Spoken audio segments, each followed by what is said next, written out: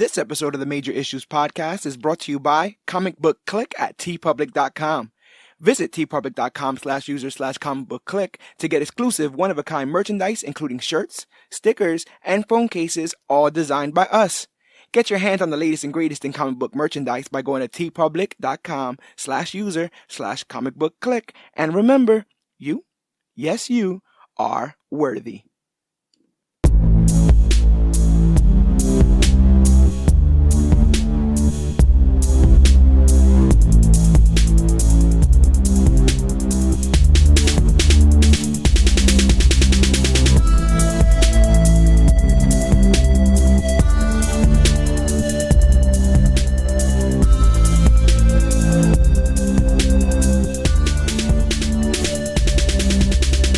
Hello everybody out there in comic book land. My name is George Serrano, aka The Don, and if you're listening to this, you could only be here for one reason, and that's a brand new episode of the Major Issues Podcast, brought to you by Comic Book Clique, and as always, I am never alone. Sir, please introduce yourself. I am Peter Parker's crushing guilt, Gregory Thomas, aka GT Rebirth. GT Rebirth is here in studio, whipping his way into our beautiful studio here in the one and only New York City, and quite apropos, because something else that's going to be swinging into theaters very, very soon. Yes. As a matter of fact, I think by the time this comes out, I think it just came out.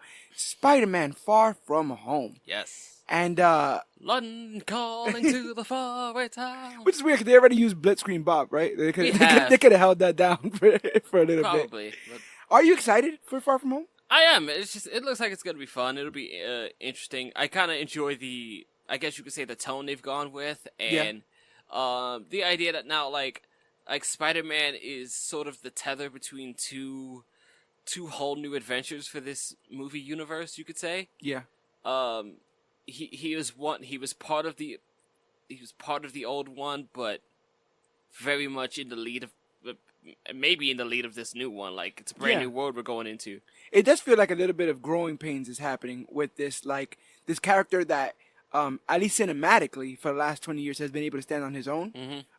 We're seeing him now in a larger world, something that we're probably going to have to deal with the X-Men and the Fantastic Four soon, right? Like, this idea that they'll not be the main characters of the entire story. Whereas Right. Spider-Man in his world, in those Tobey Maguire films and the Andrew Garfield films, he was the main character in his own story. Mm-hmm.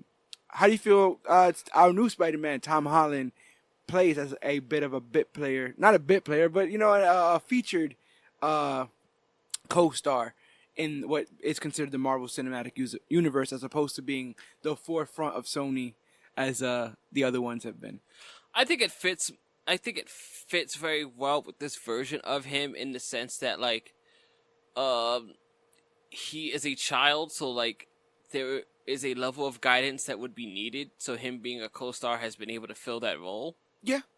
So it's been helpful for him to be introduced through the other characters and then to be given his own, because, like, obviously it could stand on its own. It's been doing so for the better part of a decade. Yeah. Through several iterations.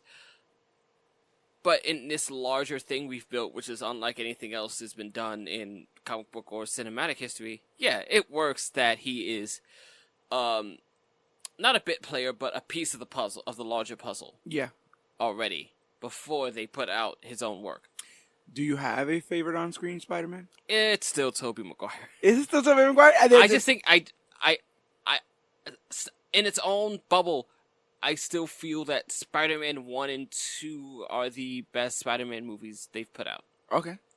That's a respectable opinion, and an opinion that people have.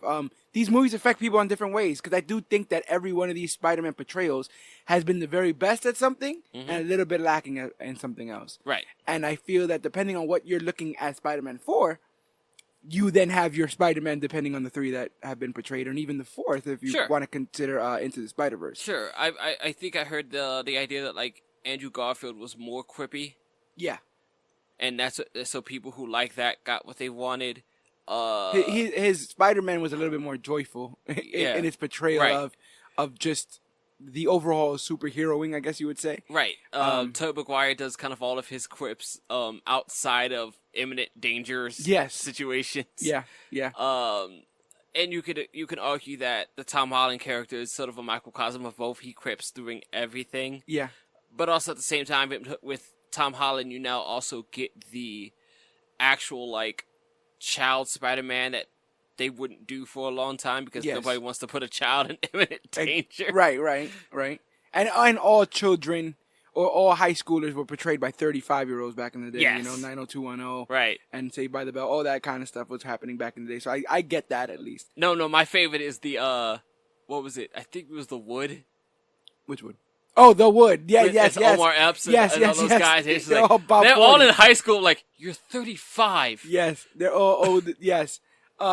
This one looks like he has 2 kids already. And it's not going to get better with this whole 5-year gap, I guess, that we're supposed to be mining for when it comes to Far From Home. I guess it'll be further explained with all of Peter and his classmates. I guess. I still think we're working with the convenience that all of his, supporting cast got snapped.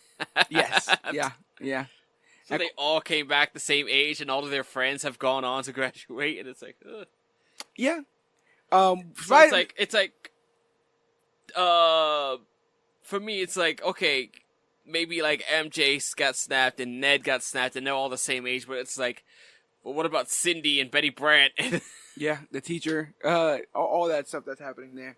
Spider-Man, the first one came out in 2002. So we've been about 17 years removed from the first Spider-Man movie, and there's already been 7, if you want to count Far From Home, 7 Spider-Man movies. Yes. At the time of this recording, it will be 2 reboots, I guess, because you can count the first as just a boot. Right. So 2 reboots, 3 different actors. And not counting the, like, obscure, 80s or 70s movie they put out, like, years ago. Yeah. Which I guess most people don't count in their theatrical runs for stuff anyway. But right. But you have these... Sony has always kept him in the forefront, whether it's the video games, whether it's these movie adaptations. And so Spider-Man has always been a very, very popular character for not only Marvel but Sony, and I think is considered up there in the top 3 most profitable / recognizable characters up there with Superman and Batman. It's pretty much the very reason that when Marvel was having their big yard sale, Sony was just like, that's the only one we want. Yeah, just give us Spider-Man. You sure you don't want anything else? Nah, let's just hold on to Spider-Man. We're good with the Spider. Yeah. Spider's the only one that's worth any money. The spider blood, that radioactive spider blood, bro. Yeah. I'm telling you, people are down with that. And so, can you remember how you felt when they said that they were going to bring Spider-Man into the MCU, when you saw that Civil War trailer? Do you remember how you felt when it was said that we were getting a brand new Spider-Man about 2 years after getting our last one in Andrew Garfield and the Amazing Spider-Man 2? I remember being disappointed they put it in the trailer. Okay. Because I felt like Spider-Man being in the MCU was a rumble, but not like, at some point it wasn't that confirmed. And then for a while it was, but like nobody saw it, nobody knew what it was going to be. We just knew it was going to be this Tom Holland cat, and it was like, cool, whatever. I would have liked to not have any idea what role he was going to play. Yeah. Until the movie came out, but they decided, like, advertising as it is, right? Advertising being what it is, yeah. We're just like, let's get that extra bit of cash. I'm like, no. He's in it. He's right here. Yeah. Hey guys. Hey. Which I get it. That's fine. Surprises are for when you already have the money, not when you're trying to make it. Yes, this is true. Did you have any early on reservations, or were you all for it? No. I had no reason to have a reservation. I'd never heard of Tom Holland as an actor, which is fine because like I'd never heard of Tobey Maguire as an actor. Yeah. When I saw that Spider-Man, I'd never heard of Andrew Garfield either. So it was just that. Yeah. I just had to watch it play out. I guess my earliest reservation was that they were actually going to make him like 14, 15-year-old Spider-Man in this one. I was just like, okay, they're gonna throw this child into this weird confrontation with all these grown-ass men. It's weird because the child thing is incredible and is incredibly accurate to his comic book portrayal, as we said before. But I do find a little bit of emotional distance with myself and the character because of that. I feel in a way I may have aged out Spider-Man. I see. And it's not in a I could never understand his stories, what he's going through now, but I see it almost as his older brother. Right. Like I'm watching my little brother, have these adventures and have this crush on a girl and not know how to tell his secret and deal with the responsibility and stuff. Where before, I was watching these movies going like, one day I'm going to have all that responsibility. What am I going to do? You understand? When I get to college, what am I going to do? And I hope I do as well as Spider-Man does. Right, and it's just about when it hits you at that time. How do you feel? What can you say to that idea of being aged out of a hero? Or can you ever be aged out of a hero? I feel like I was already aged out because the Spider-Man that I was referenced to was the Fox weekly cartoon the Spider-Man. 90s? And like that guy's like at the very least in college. Yeah. He's like 7'8". And the voice actor is probably in his mid-30s and makes no attempt to not sound like he isn't. Yeah. So it's like, that's a grown-ass man right there. Yeah. So I guess I was always used to an older Peter Parker. Mm-hmm. Even the Tobey Maguire movie, it's like, okay, he's in high school, but he's like a senior. Yes. And he doesn't act like a child. Right. In any way. Yeah. So I had to get used to this extra exuberant, childlike, being a superhero sounds like the greatest thing in the world kind of Spider-Man. Mm-hmm.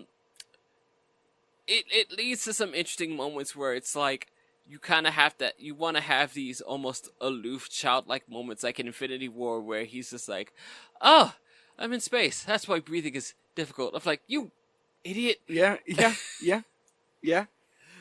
He is definitely in over his head, but I do think that might be a tool used by the writers to ingratiate Spider-Man into the rest of the universe. So it's not that he's dumb, but he's new. Right. You understand what I'm saying? And so it's meta because Spider-Man's also new. Right. He would have existed, and I mean, and if you ask certain directors, he's existed since Iron Man 2 in the MCU. And so he would have seen everything, heard of everything, known of everything at this point. But he very much does act like the new kid in class when he's around Doctor Strange and Cap and everybody else. And I think that's the meta of like, he's been in Sony this whole time, and now he's come over. But he's also like always in this position now where he's just constantly surrounded by these like larger than life adults that he admires. Yes. And is constantly trying to impress. Like literal pillars of society. Yeah. Like you sometimes they're like I hope I'm looking up to the right person. And it's like he literally is looking up to the Avengers. Right. He literally gets to stand shoulder to shoulder with them in Endgame. Right. But we're talking about a little bit more of a humble Spider-Man today. We're going to be talking about the Spider-Man that's portrayed in Spider-Man Homecoming, where straight after the events of Civil War, but pre anything Thanos, and so a more grounded story. Yes. After watching it again, more recently, especially with the weight of the recent Marvel movies that we've gotten lately, what did you think about it after revisiting it? Homecoming? I still like it. I still just think it's a lot of fun. Like, it's a really fun movie with a light tone. It just kind of makes everything pretty bouncy and interesting. And then, like, it hits you with some strong emotional moments and resonance toward the end. Yeah. But there's a level of, like, shared joy watching Tom Holland play this exuberant teenager who's just having fun being Spider-Man. Yeah. And, like being Spider-Man is probably the most important thing in his life because he can't wait to do it. Yeah, definitely. Like school is in the way of me being Spider-Man. Yeah, I don't want to be in science class. I'll quit the triathlon or whatever just to go thwip some more. Like the only thing I'm getting out of science class is to work on my web formula. Yeah, because I wouldn't be. I did think that though. I like that little wrinkle that they threw in there. Yeah, I did too. It's a messy wrinkle, but it was a wrinkle. I do get that feeling as well. Like I haven't settled on Homecoming. It's a weird thing to say, but it's it's probably my least watched Spider-Man film, but it's not my least liked Spider-Man film. Okay. I just think it's because I can say right now, I saw Amazing Spider-Man once and said I never need to watch this again. Really? Which one? The first or second? The first one. Okay, I never watched the second one. Oh my gosh. Well, yeah. So Is there any other movie in the MCU that's like that for you? I know you've also haven't seen The Incredible Hulk. I haven't. I saw Ant-Man once and said I never need to watch this again. Yeah. But you don't hate Ant-Man, right? I don't hate it. I have no reason to go back. I don't want to say I had no reason to go back to this though. Because I don't think I feel that way. But I just, it's not. I don't think it's lack of stakes. Maybe it's just how severe everything had gotten around that point. Okay. With certain of my favorite movies in the genre and certain of my other television shows in the genre had gotten really heavy with the stakes and the metaphors and the overarching thing. And I felt like Spider-Man Homecoming is very much on the table with everything that it's trying to say. And even if you don't get it through like the analogies that they try to make, they'll just up and say it. You know, like they'll just up and say like, if you don't need this, you know, if you're nothing without the suit, then you don't need it. Right. Stuff like that. Which is a line that like was weird for me at first, and then I had to remember what Iron Man 3 was, and I was just like, okay, fine, it works. But it kind of works, right? Maybe we should be on the table just like Homecoming. One of the biggest things that the MCU introduces the idea of Tony Stark as a mentor to Peter Parker. Yes. Something that, to my knowledge, hasn't been done in the comics. I know in Civil War... My anxiety-ridden drunk mentor.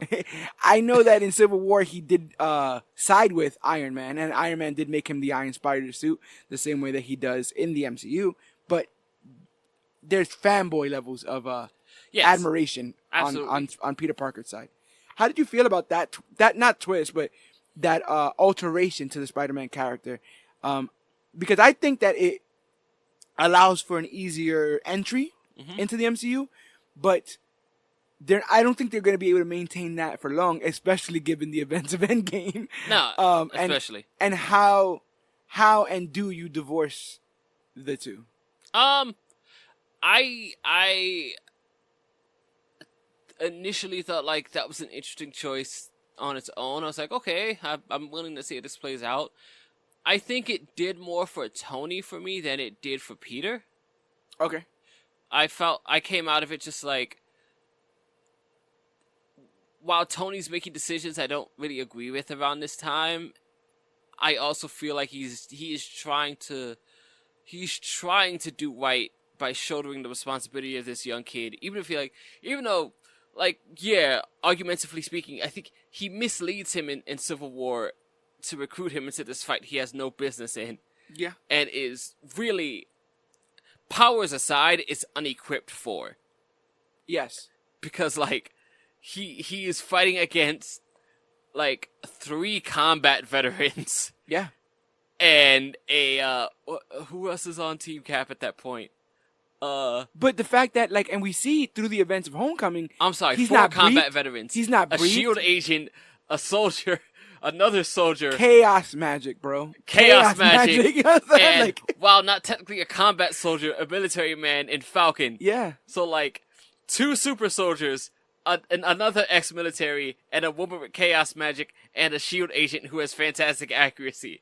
He is ill-equipped for this entire battle. I love how candid these conversations become, because the MCU is such a web, no pun intended. Yes. That when the tendrils go out, you can see connections there. Because I just got goosebumps when you're talking about Falcon, because I'm like, is Falcon a combat vet? I remember him saying he did missions. I remember there being a folder on him in the wings. And then I thought, wow, what a great man Falcon is doing that PTSD meeting. That he's, and I'm like, yeah, the kind of man that could be Captain America. And it's just, that's what they do with this. They set the groundwork for this. And so you think that Spider-Man is in over his own head in Civil War, just seeing Civil War. Yes. And then you get to Homecoming and you really get to see how little he knew about almost all of that. Absolutely. To the point that he woke up he got dressed in his regular makeshift hoodie costume to fight the Civil War, and it was like, you think you're gonna do that? Did you open the freaking box? Yeah, we have the box. As far as early Spider-Man suits go, where do you rank? Where do you rank that? Because right now, as you know, the famous right now makeshift Spider-Man suit is the Spider-Verse one, the hoodie, shorts, right, Spider-Man suit underneath, kind of deal. Right. But we have the airbrush with Toby. We have the Oakleys with Garfield. Where I don't even remember his first suit. He took the lenses out of the sunglasses for the Oakleys and put them inside his suit. Interesting. So he could do his stuff there. But how do you like Tom Holland? We're talking about like the proto Spider-Man suit before he becomes... Yes, before people become Spider-Man. Yeah. Okay. What do you think of old Tom Holland's? Right. So I only remember the Maguire one and the Holland one. I don't remember what Garfield wore. Like, literally my earliest memory of the Amazing Spider-Man movie is him in the car messing around with the thief. Yeah. And I was just like, that was the moment where I was just like, okay, it really doesn't matter what actor you put in it, because once you put the actor in the costume, it's kind of just Spider-Man. Yeah. So, like, it all blends in. That's one of the things that people had said about the character overall is the idea that that what ingratiates him to everybody else is that it could be anybody behind the mask. Yeah. You never really you seen can kind them. of hide any actor inside that whole costume. Yeah. This is not the best picture, but this is one of the pictures of the... Oh, God. it's just a red thing with Oakley's on, a red sock. Okay, yeah, that's kind of awful. And it just looks like Spider-Man the robber, Spider-Man the criminal, the menace. Right. It looks like Spider-Man the freaking mob handle. But yeah, there is the... I do kind of like the Homecoming one a lot. I do also really like the one from Spider-Man 2001, I guess. Oh, yes, with the baklava, with like it's just the eyes uncovered, and then he fights Bonesaw. Bonesaw is ready. I think everyone has to say that. Once somebody says Bonesaw, I think everyone has to say Bonesaw is ready. Yeah. I guess if I had to pick a favorite one, it might be the Homecoming one. I think it's kind of well put together. I was amused that pull it back up if you want. Yeah. Oh, I'm amused that the Homecoming one kind of gives you Ben Reilly vibes. It does. It definitely does. So, I guess I appreciated that whether or not it was on purpose, it's not only its own thing, but callbacky. Yes. So it's just like, because you gave me that extra wrinkle, I guess that would win for me. Yeah. I also think that, I think it might have been hinted at in Civil War, but that those quasi goggles that he has are sort of like blinders. Okay. Because his senses are so... Oh, right. He takes in too much and it has to regulate. Yeah, and that's kind of a cool idea. The idea that you would have to regulate that, and the fact that he's a kid, so he wouldn't really know the best way to, so he comes up with this sort of makeshift outfit. I'm a bit curious as to his earlier comings and goings. Stopping a bus. Yeah, because you got to think that wasn't. You got to think that wasn't day one, right? Tony catches him stopping a car from hitting a bus, or a bus from hitting a car. But I also like the idea that like a Spider-Man in New York City could not possibly go unseen. Yes, especially a New York City that's populated with Avengers. Right. You know, but just a New York City that's populated with camera phones. Yes, yes, and security cameras constantly. Like there's no hiding that guy. Yeah, no, definitely. You can hide who he is, but like, it's not gonna be, like, does the Spider-Man exist? Like, he clearly does. Yes, it's right there. And so, doing his best mentoring, Tony gets him out of that not bulletproof suit, that little sweatsuit, and builds him a Stark Tech Spider-Man suit. What's your thoughts on that design? And because I think the only drawback is the AI, but I understand that allows for the most beautiful part of comic books, which is narration, the inner monologue that we speak about quite often on here. And without inner monologue, it literally takes away a dimension from the character because we're so used to being in that character's head. Right. As they're in moments of desperation where they're like, I can't breathe. You know, like, I love reading Batman's dialogue when he's fighting. And he's like, I can feel the blood, out of my ribs. And I can feel the 18 broken bones in my back. But all I got to do is apply this much more pressure to knock him out. It helps to add the level of strife that's going on that you can't always get from just looking at it. Yes. Especially with Batman, because Batman always comes off so badass. You're just like, he's fine. Yeah, but when you read his comics, you're like, oh, he thought he was going to die. Yeah, exactly. He came off as cool because he's like, this is it. This outfit, I'm coming home. And that was it. To make an interesting reference, reference to it, it's probably, even though I have not read the adaptation of it, it's probably not that much different to say in The Force Awakens, where everyone sort of criticizes the fight he has with Kylo Ren has with Rey, but really, like, if you were able to understand what was going through Kylo's mind as he's like hitting his freaking hip to deal with the blaster he just took, and how much pain he's in, you might have a better understanding of why he's struggling in that fight.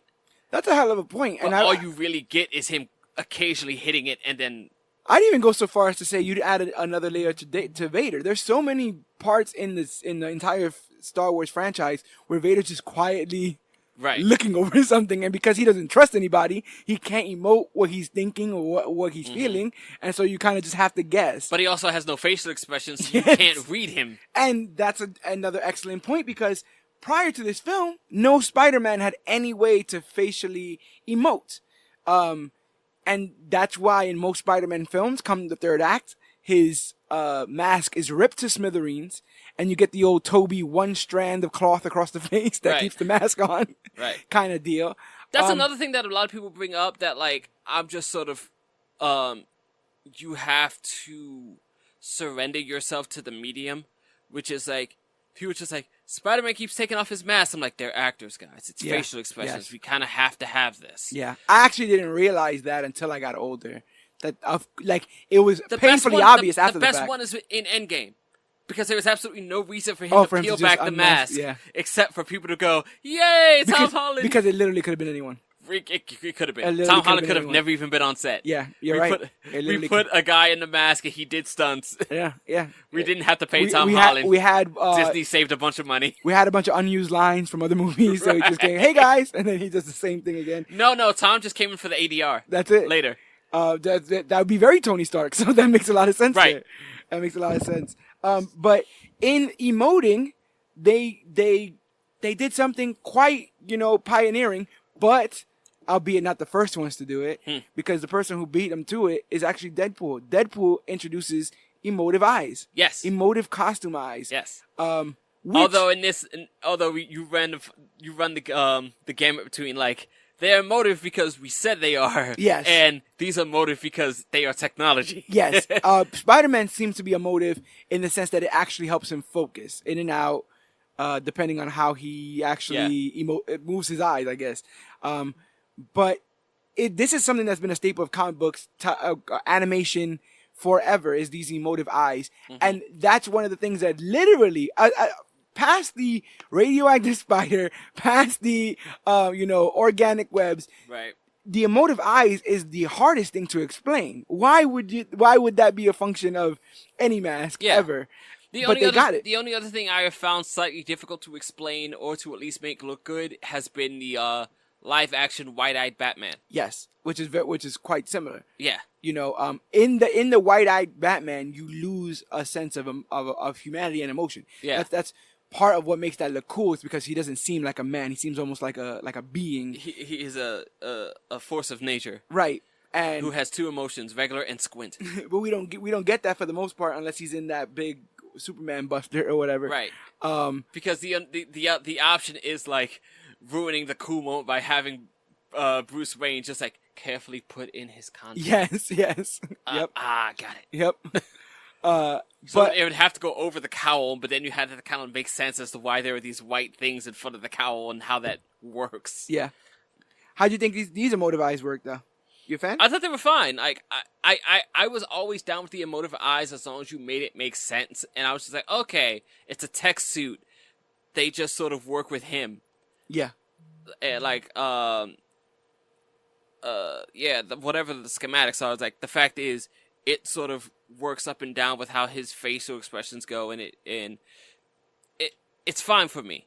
Other than, like, if it was a mask that for some reason emoted, and I'm like, it's alive, that's weird. Yeah. Like, if this was something cloth that he had just made, it'd be like, what are you doing all that? How does it do that? Posturing why does for it know? Yeah, why are you posturing? Why do you have a mood mask? Yeah, exactly. The whole Rorschach thing. Like, why does it do things? A lot more black in this outfit than the others. A little bit of a less pronounced spider. Any issues with any of that? I thought the small spider was weird. Yeah. I got used to it. It reminds you of the spider on the back. That weird other spider. Yeah. Which I never got. Can someone explain that to me? Do you have any answers for me? Why there's a big pronounced spider on the front, but then like a weird little beetle on the back? It is a completely different kind of spider, isn't it? Yeah, what is that thing on the back? I never got it. And I was always like, okay. And then when they did it with this one, I was like, his logo looks like, if you ever Google like modern logo changes, how basically like almost every logo was like this extravagant color splash 3D beveled thing with light reflection, and now everything's just flat. Right. The Verizon logo has just literally become a check. Right. Stuff like that. Like things have gotten to the most minimalist of design qualities. We have simplified the art. Yeah, completely. And with this completely, with that little spider thing. But yeah, you got black throughout the outfit, which I thought like, wow, that's a whole lot of black until I saw the whole lot of white they added in the PS4 outfit. Right. Which I thought I would have an issue with too, but Spider-Man's just Spider-Man, man. I think after a while, I hated the PS4 outfit for a while until the game came out and I kind of saw the detail in it, and then I was okay with it. Yeah. I think after overall, Spider-Man's just Spider-Man. You'll kind of just get used to it if you just keep Spider-Manning. But we did get Karen also with this suit, the AI that comes along. Doesn't do much towards the end. Oh no, he's not even wearing it at the end. He's wearing the no, he's back in the homemade suit in the sweats. I don't think we're gonna get much of her in the future either, though. I do think they're gonna tone down the Karen thing. Maybe. But besides the effective use of narration, how did you feel about him having his own AI? 5,000 different web combinations and kill mode. I thought it was interesting, and I also thought it did a thing that like any video game would give you, where it's now if you ask yourself like, where does he learn these things, or how did he come up with these things? So it's like, well, he has a whole heads-up display and a system that sort of teaches him. Granted, a lot of people took out of it where it's just like, but Peter's supposed to be really smart and come up with these things himself. I'm like, maybe. But where does he have the time for that? So I think I have a little bit of an answer to that, because my thing is, you got to kind of put yourself in those shoes. So you want to be a hero. You don't really know what that means. You don't really know what is the thing that you do that will then get you this stamp, right? Is it walking an old lady across the street? Is it getting somebody's bike stolen back, who got their bike stolen? Stuff like that.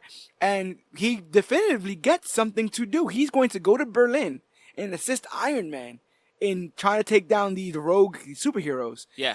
And he does that to the best of his knowledge and abilities, is given tools to do this, to be a better hero, and then gets told, all right, you can just stop all that now, and I guess if we need you next time, we'll call. Yeah. And it puts him in this very awkward position of, he wants to be a superhero, but it doesn't matter how smart you are, you cannot impart life experience that you don't have. Right. He's never fought besides getting this call to fight in that one situation, and they didn't win that. It's like Team Iron Man didn't really win that fight. So it's like he has almost no experience. He's smart as hell. He can put everything he theorized to the test, but when push comes to shove, he has no on-ground fighting experience. He has no, and we see that throughout this, when he doesn't know how to tactically take care of certain situations. Right. He gets better at it. He does. Through agility and reflexes, but it's hard. It's a lot for I think in this film they say 15-year-old kid. Yeah.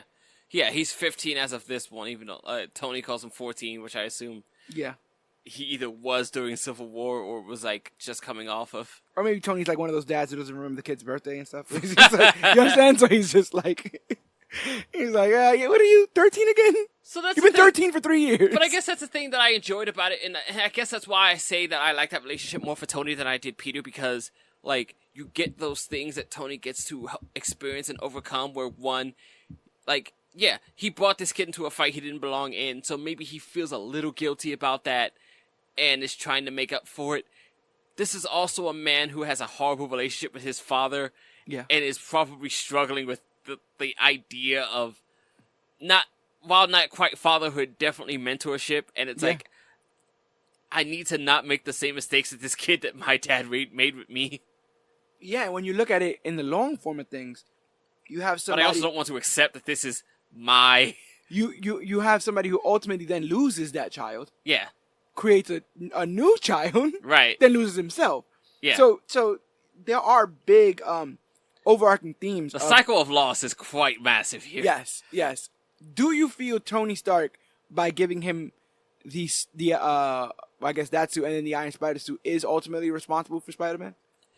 Completely. Yeah. Yeah.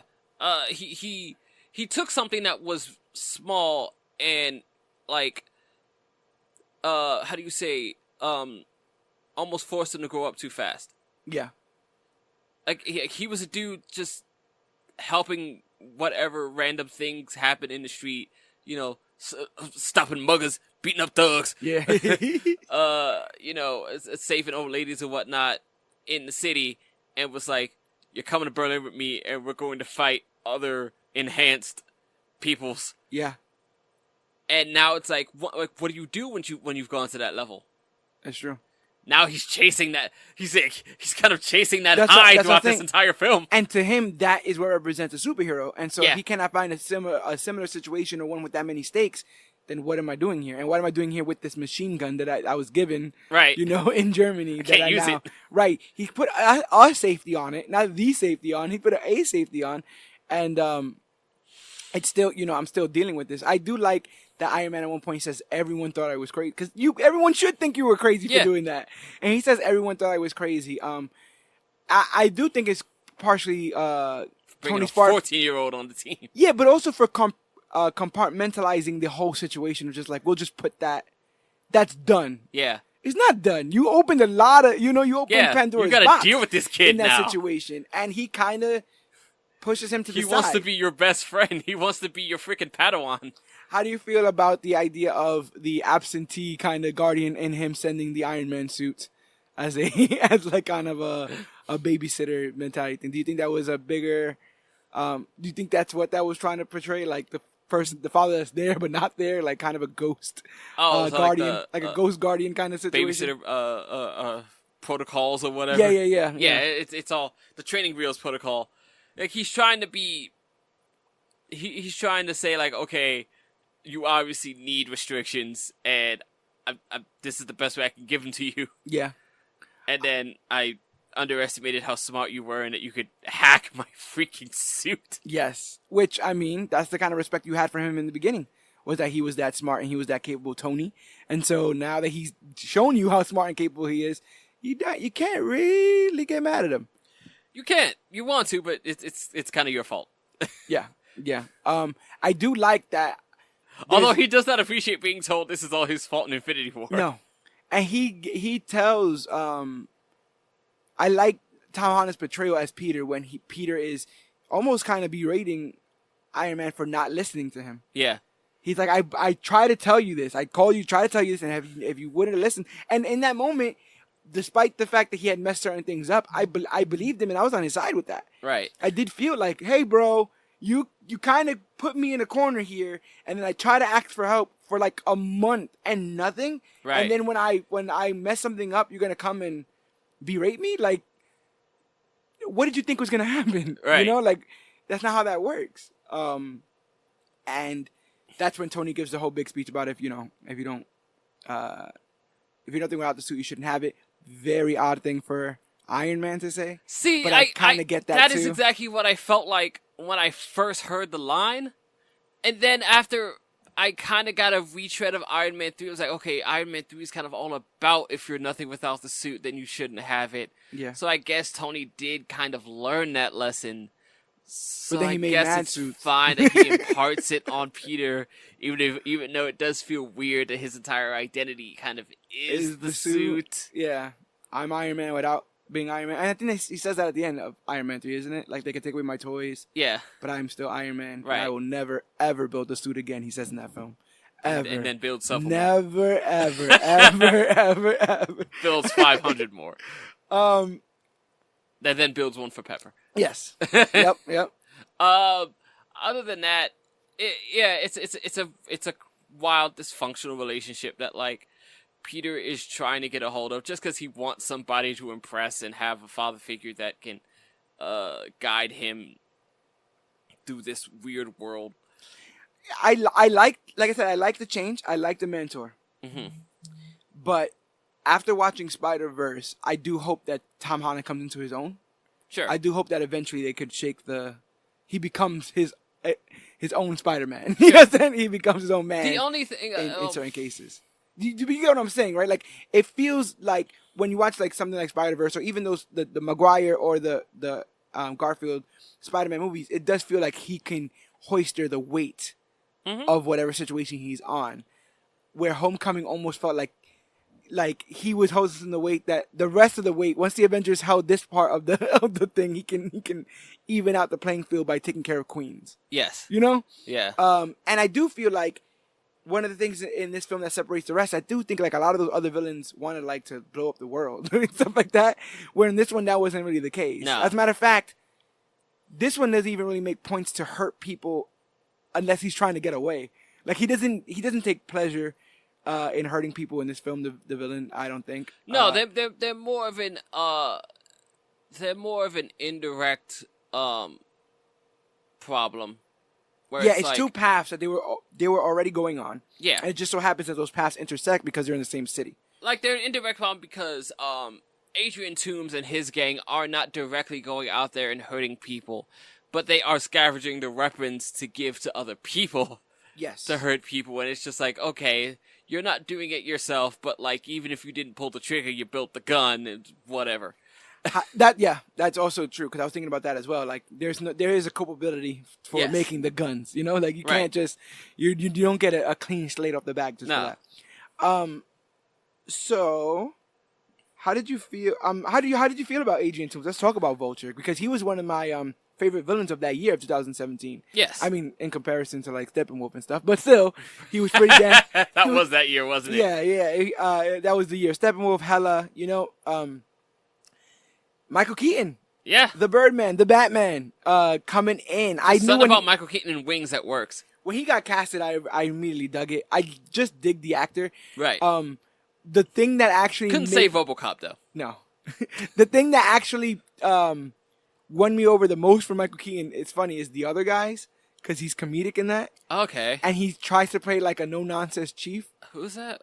What movie's the other guys? Yeah. That's with Will Ferrell and Mark. Is that the one with Rock and Sam Jackson at the beginning? Yeah. I never finished it.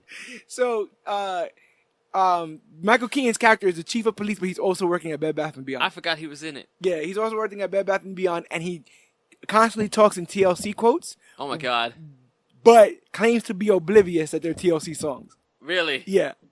And so they're like, that's TLC. He's like, I don't know what you're talking about. And so does he tell people to not go chasing waterfalls? Yeah. There's a whole thing. Like, and you're like, I don't want no scrubs, stuff like that. And it's just hilarious because he has that serious nature to him. And in this, he's scary. Playing it totally straight. I always say that the only thing I want my villains to be is threatening. That's sure. all. I don't really care. You can put them in purple, pink. You can, you can have wings sticking out their back. I don't care. They just have to be threatening. And some of these villains, I feel like, aren't really threatening. I wasn't scared of Venom in Spider-Man 3. He was just some kind of weird xenomorph sounding thing. I guess that was the Soap Grace thing, though. I feel like you went into it not... Red Foreman? Oh, is that his name? No, that's the father. That's the father. Eric Foreman. Yeah. Eric Foreman. Yeah, he wasn't doing it for me. But something about... I mean, I love the Vulture design. Yeah. Very ultimate. Yes, and very... See, okay, I thought the suit was cool. To me, the champion of that whole thing is that they shoot Vulture in such a way that you almost, for most of the film, never get a full shot of him.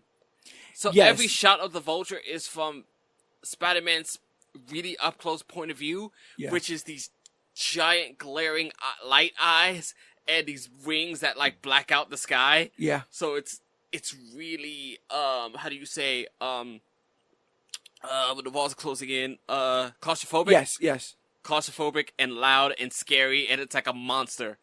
Yeah, and they also, like you were saying, the way they shoot it. Even though it's just a flight suit. Sometimes when you just see the flight suit in action, right, where Adrian is controlling just the flight suit, it's shot in a way that even, it almost is meant to tell us that even the camera can't keep up with. Right.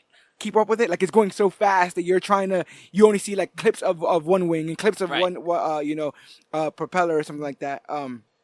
But...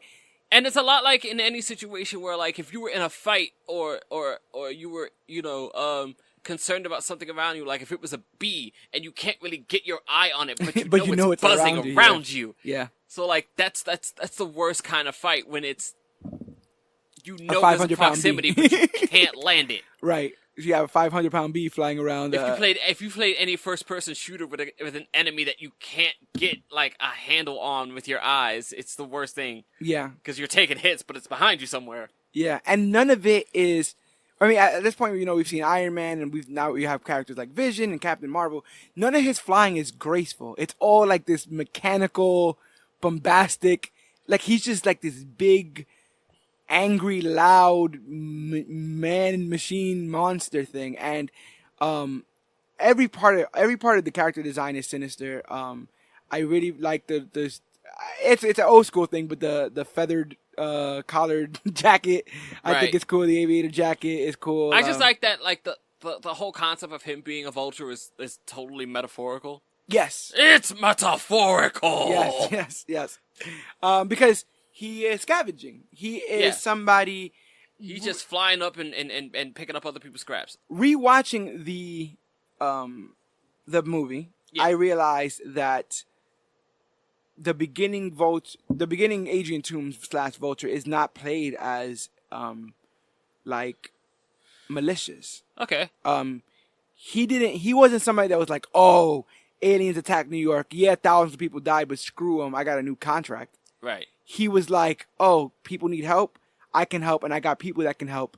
Right. And we'll all just get this done. But also, it's not so much that he took he didn't take how do you say, joy in benefiting from destruction, but it's a job, and we've got families that need fed. We're here to do the job. Yes. We're just a bunch of independent contractors taking up a job that you'd have to take up with any situation. It's really no different than being the independent contractors that have to clean up after a Superman fight, or all the things that happened after like the Hulk. Right. So they're just guys doing a job. This stuff has to be cleaned up. We're the guys to do it until that job gets taken away from all of them. And even then, it's like, okay, yeah, they're stealing, and that's bad. But they're not out there hurting people. But that's what I'm saying. I think that's the weird gloss that this villain has that the other ones don't. Where Vulture kills one guy and it's by mistake. That's what I'm saying. Where you have like Goblin was loving killing people. Right. There's an entire horror scene where Doc Ock murdering a bunch of doctors. Or at least his arms murdering a bunch of doctors. That is a fucking wild. You're good. Wild scene. It is when you consider where it's from. What genre it's in and stuff like that. And you see same thing with like Venom doesn't care, Sandman doesn't care, Lizard doesn't care. None of these guys give a damn. And but Vulture's not there for that. It's like, I know what you got going on here, and I know that you think that what I got going on is at you, but it's not. I've been doing this. Right. You just got hip to it, and now I have to figure out a way to either stop what I'm doing, which I don't want to, or stop you. And I made my choice. I'm going to stop you because you're not that important to me as opposed to my entire family. There's a scene in which he's talking to Spider-Man, talking about like the world's changed and all that stuff. And I think it's on purpose, but behind him there's a engine block. Just like in the air or whatever, and his speech. This is the beginning scene. This is when he takes the glider and breaks all the beams. Okay. And then it falls on Spider-Man. He does that whole "Remember who you are, Simba." Oh, okay. Okay. The water. The world's changing scene in the warehouse. Yes. Okay. And so when he's giving that speech, the engine block in the back reminded me very much of all that like auto workers getting out of companies going out of business. Right. And, the manufacturing moving to other countries. Right. And stuff like all that. Like, we build things for them. We clean things for them. And then they just push us to the side. Right. Like, all-American steel workers, all-American coal miners. Like all that, getting your hands dirty for America. And then they just shoved us to the side. That very much felt like where there's a level Toomes of that. From. You probably remember it. There was a level of that stuff in Supergirl because, like, they start to import the, Thanagarian steel. Yeah. From Lockwood Metals? No, Lockwood were the guys who were getting They had their steel. Lockwood was the American steel, and they were getting outdone by the fact that they had that the other company had this advanced alien metal. Yeah. that was like now sweeping through the market. Yeah. You know, it's like trying to still sell Blackberries in 2019. It's like, market's kind of aged you out, buddy. I do like that when by the decree of Tony Stark, I guess you would say. Sure. When the heads of Damage Control, this new organization that Tony Stark has created to clean up his friends' messes. Right. Him and his friends' messes. When they come in, you have that scene with them in Toomes where Toomes basically gets the job taken out from underneath him by these contractors. Which is funny because, like, that seems like the responsible decision. We made this mess. Yeah. I'm going to also put together the thing that's going to clean it up. I guess the only way to marry those two is to create Damage Control and then hire already the independent contractor. Yeah, hire the independent contractors. Like come in and be like, I want to offer you guys the job. This seems like something that Tony Stark wrote a check and then made the check into a paper airplane. He did it obliviously. Yeah, he made a check into a paper airplane, threw it at Happy, and said, I don't know, make some sort of company. It to someone. Make it some sort of company that cleans up all this stuff. There's got to be people that, there's got to be people that want to do this. Right, exactly. That are going to destroy more things. But I like in that moment, I think that what they were going for. I just imagine Tony in the lab, just like on the phone with him, just like Happy, just write the check. Just write the check. I've got a bunch of zeros. Just put a number in front of it. I don't care. Cut the check. Cut the check. In that moment when it gets taken out from him, there's this level of powerlessness that Toomes has.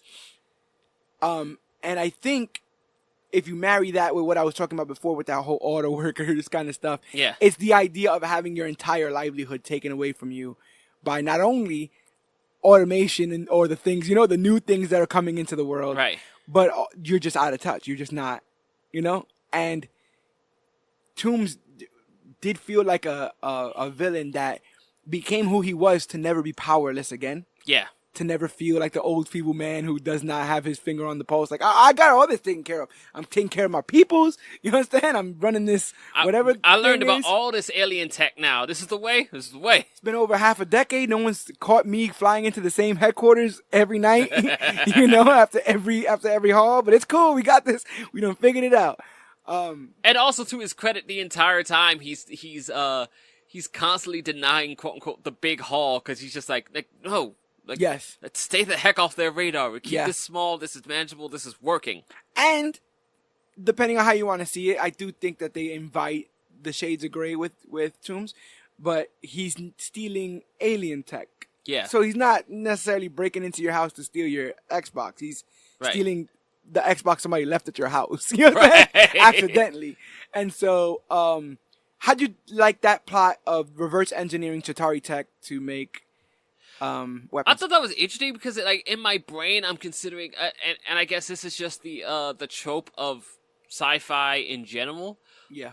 That how did these humans figure out this assumedly advanced alien tech? Yeah. Yeah. Well, they go to great lengths to show that there's only one guy that really has his hand on the thing. I guess so. And I think he's supposed to be playing the Mad Tinkerer. Yes, he is. And so if you know that, you can yada yada away from it. But I do think I didn't know Tinkerer enough to say that he can handle advanced alien tech. I just knew he was smart and an inventor. I love that people watching Captain Marvel go, oh, so she could just plug her wrist thing into a payphone and everything works. But y'all fine with him gluing a Chitauri rock to a gun, and now it's doing whatever the heck he wanted to do. But not only that, but he makes it very clear that I think I don't even know if it was the 8 years before or after, but which is also in a controversy in itself. Yeah, it is. But Toomes already understands that no, you have to beat the alien thing with the other alien thing. Yes, yeah, yeah. You can't just take a regular early saw on to it. Yeah, that was something early on. He found that right when he was in Grand Central Station, messing around with that. It only works on its own stuff. Yeah. What'd you think about that reveal at the time, and now moving forward that this was Liz Allen's father? It got me. I love that they play to our bias of assuming. You're assuming it's an all-black family. There's rarely mixed families on television, let alone superhero properties. Superhero properties very rarely give you a mixed family. But they also play on the idea that it is potentially an unmarried family, so she doesn't have his name. Yes. And also, in doing so, when it is revealed, it kind of looks at you like, why couldn't this be the case, right? Like it doesn't. You didn't see it coming, right? Yeah, like, and why not? Why didn't you see it coming? Is it that out of left field that this white man and this black woman would have a beautiful black daughter? Like what? And it literally puts you on the pedestal of like, what are you gonna do about it? You have a problem with this? Is this unrealistic for you? What does this say about your preferences in these movies? But I like it, if anything else, for just that car scene, bro. That scene in the car. That scene is great. And like, I'm just, actually, so I watched it this morning before I came in here to do this. Same. So, I'm just imagining Parker sitting there as the girl I want to date and I'm taking to the prom is just giving my world away. Yes. My first, it's first you memories disappeared at the academic thing. No, I didn't. My memories were that scene was tense, but that Toombs had come up with it on his own, like through some kind of back and forth talk. Right. When I watched it this morning, I'm like, oh, she laid it out. Like, oh no, I couldn't have been there. I was at the party. But yeah, you left at the party. But you left just immediately. like you left at DC. No, I didn't. Yeah, just like you left when we was in DC. And you can see Toombs like, DC party. That party night was the night of, and then the DC night was. All right. Wait a minute. And Spider-Man shows up. And then that beautiful moment of the lighting when that green light hits. He's like at a stoplight and the green light hits, covers his whole face, and he's like, "Good old Spider-Man." Awesome stuff, man. And that guy's face tells a story. Michael Keaton's. I don't know what it is.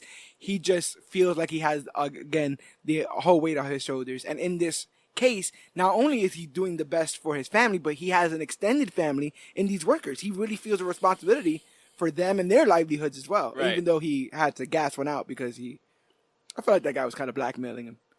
He didn't know though. He didn't know it was gonna kill him. That was he was like, "This isn't the." Oh. I call that guy Dom Hardy because he kind of looks like Tom Hardy a little bit, but they look like they couldn't get him. They couldn't get him for that. Discount Tom Hardy. Yes, I do like that when they're doing the buy. He's probably Tom Hardy's stunt double. Yeah, right. They do the buy with the Prowler, Aaron Davis, Childish Gambino. How many other names? He has one more. Donald Glover. Yes, the real one. Yes. When they're doing the buy with him in the beginning, he's like, I don't want nothing that could send people to space. I just want something that could stick somebody up with. The people back in time. And yeah. He's like, I just want something that can stick people up with. A bodega, man. But then the guy's like running through some of the stuff he said that he's got, and one of the things he says that he's got is anti-gravity boots. Yeah. Or anti-gravity, boots, I want to say they are. And that's something that the Prowler has. And he says, like, for real? Like kind of like a, y'all got that? And it made me think, like, wow, this is so cool. Like, they are opening the gates for all that stuff. Even though I don't know if Aaron Davis is going to go heel. He looks a little bit too good for that. I don't even know if he will, but, yeah, there are a lot of little things that they, the people who wrote this were definitely just like, we're going to just sprinkle little bits of the massive Spider-Man universe into this thing. Yeah. Like, the Asian girl at the academic decathlon is named Cindy. I was like, I see what you did there. Cindy Moon. Y'all funny. I didn't even think about that. Betty Brant's the little school newscaster. It would have took a little more testicular fortitude, but I think they could have had Spider-Man chase Shocker to the ends of the earth. That's all I'm saying. That's all I'm saying. Shocker was there. He could have chased. I get that Tom Holland may have not been that upset at the time. No. But two Shockers. Yes. You get two Shockers in this. I thought that was pretty cool. Apparently they were both the same Shockers that were the guy that fake Tom Hardy was playing is also was a character that got the Shocker. A version of the Shocker. Because literally you just need the gauntlets and then you're the Shocker. So right. Although they did both kind of have yellow sleeves.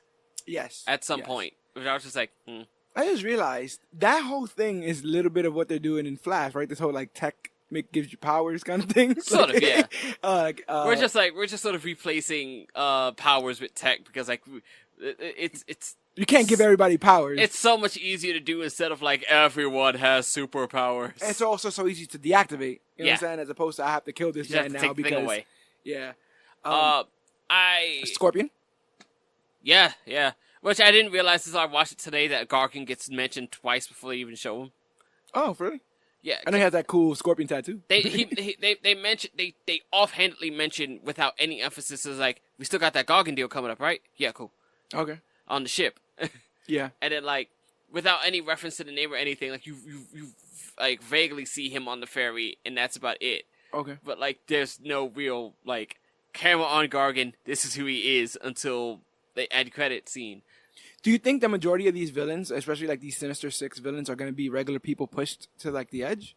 Do you think we're ever going to get? I think Gargan's already on the edge. Do you think we're going to get our mustache twirling villain? Because I feel like, and then we'll go into this. I actually wrote a list of tropes that I feel like are in the other Spider-Man films that aren't in this one, and new things in this film that have never been done in a Spider-Man film before. Okay. And one of those things that I have is that, for the most part, in my opinion, Adrian Toomes is not crazy.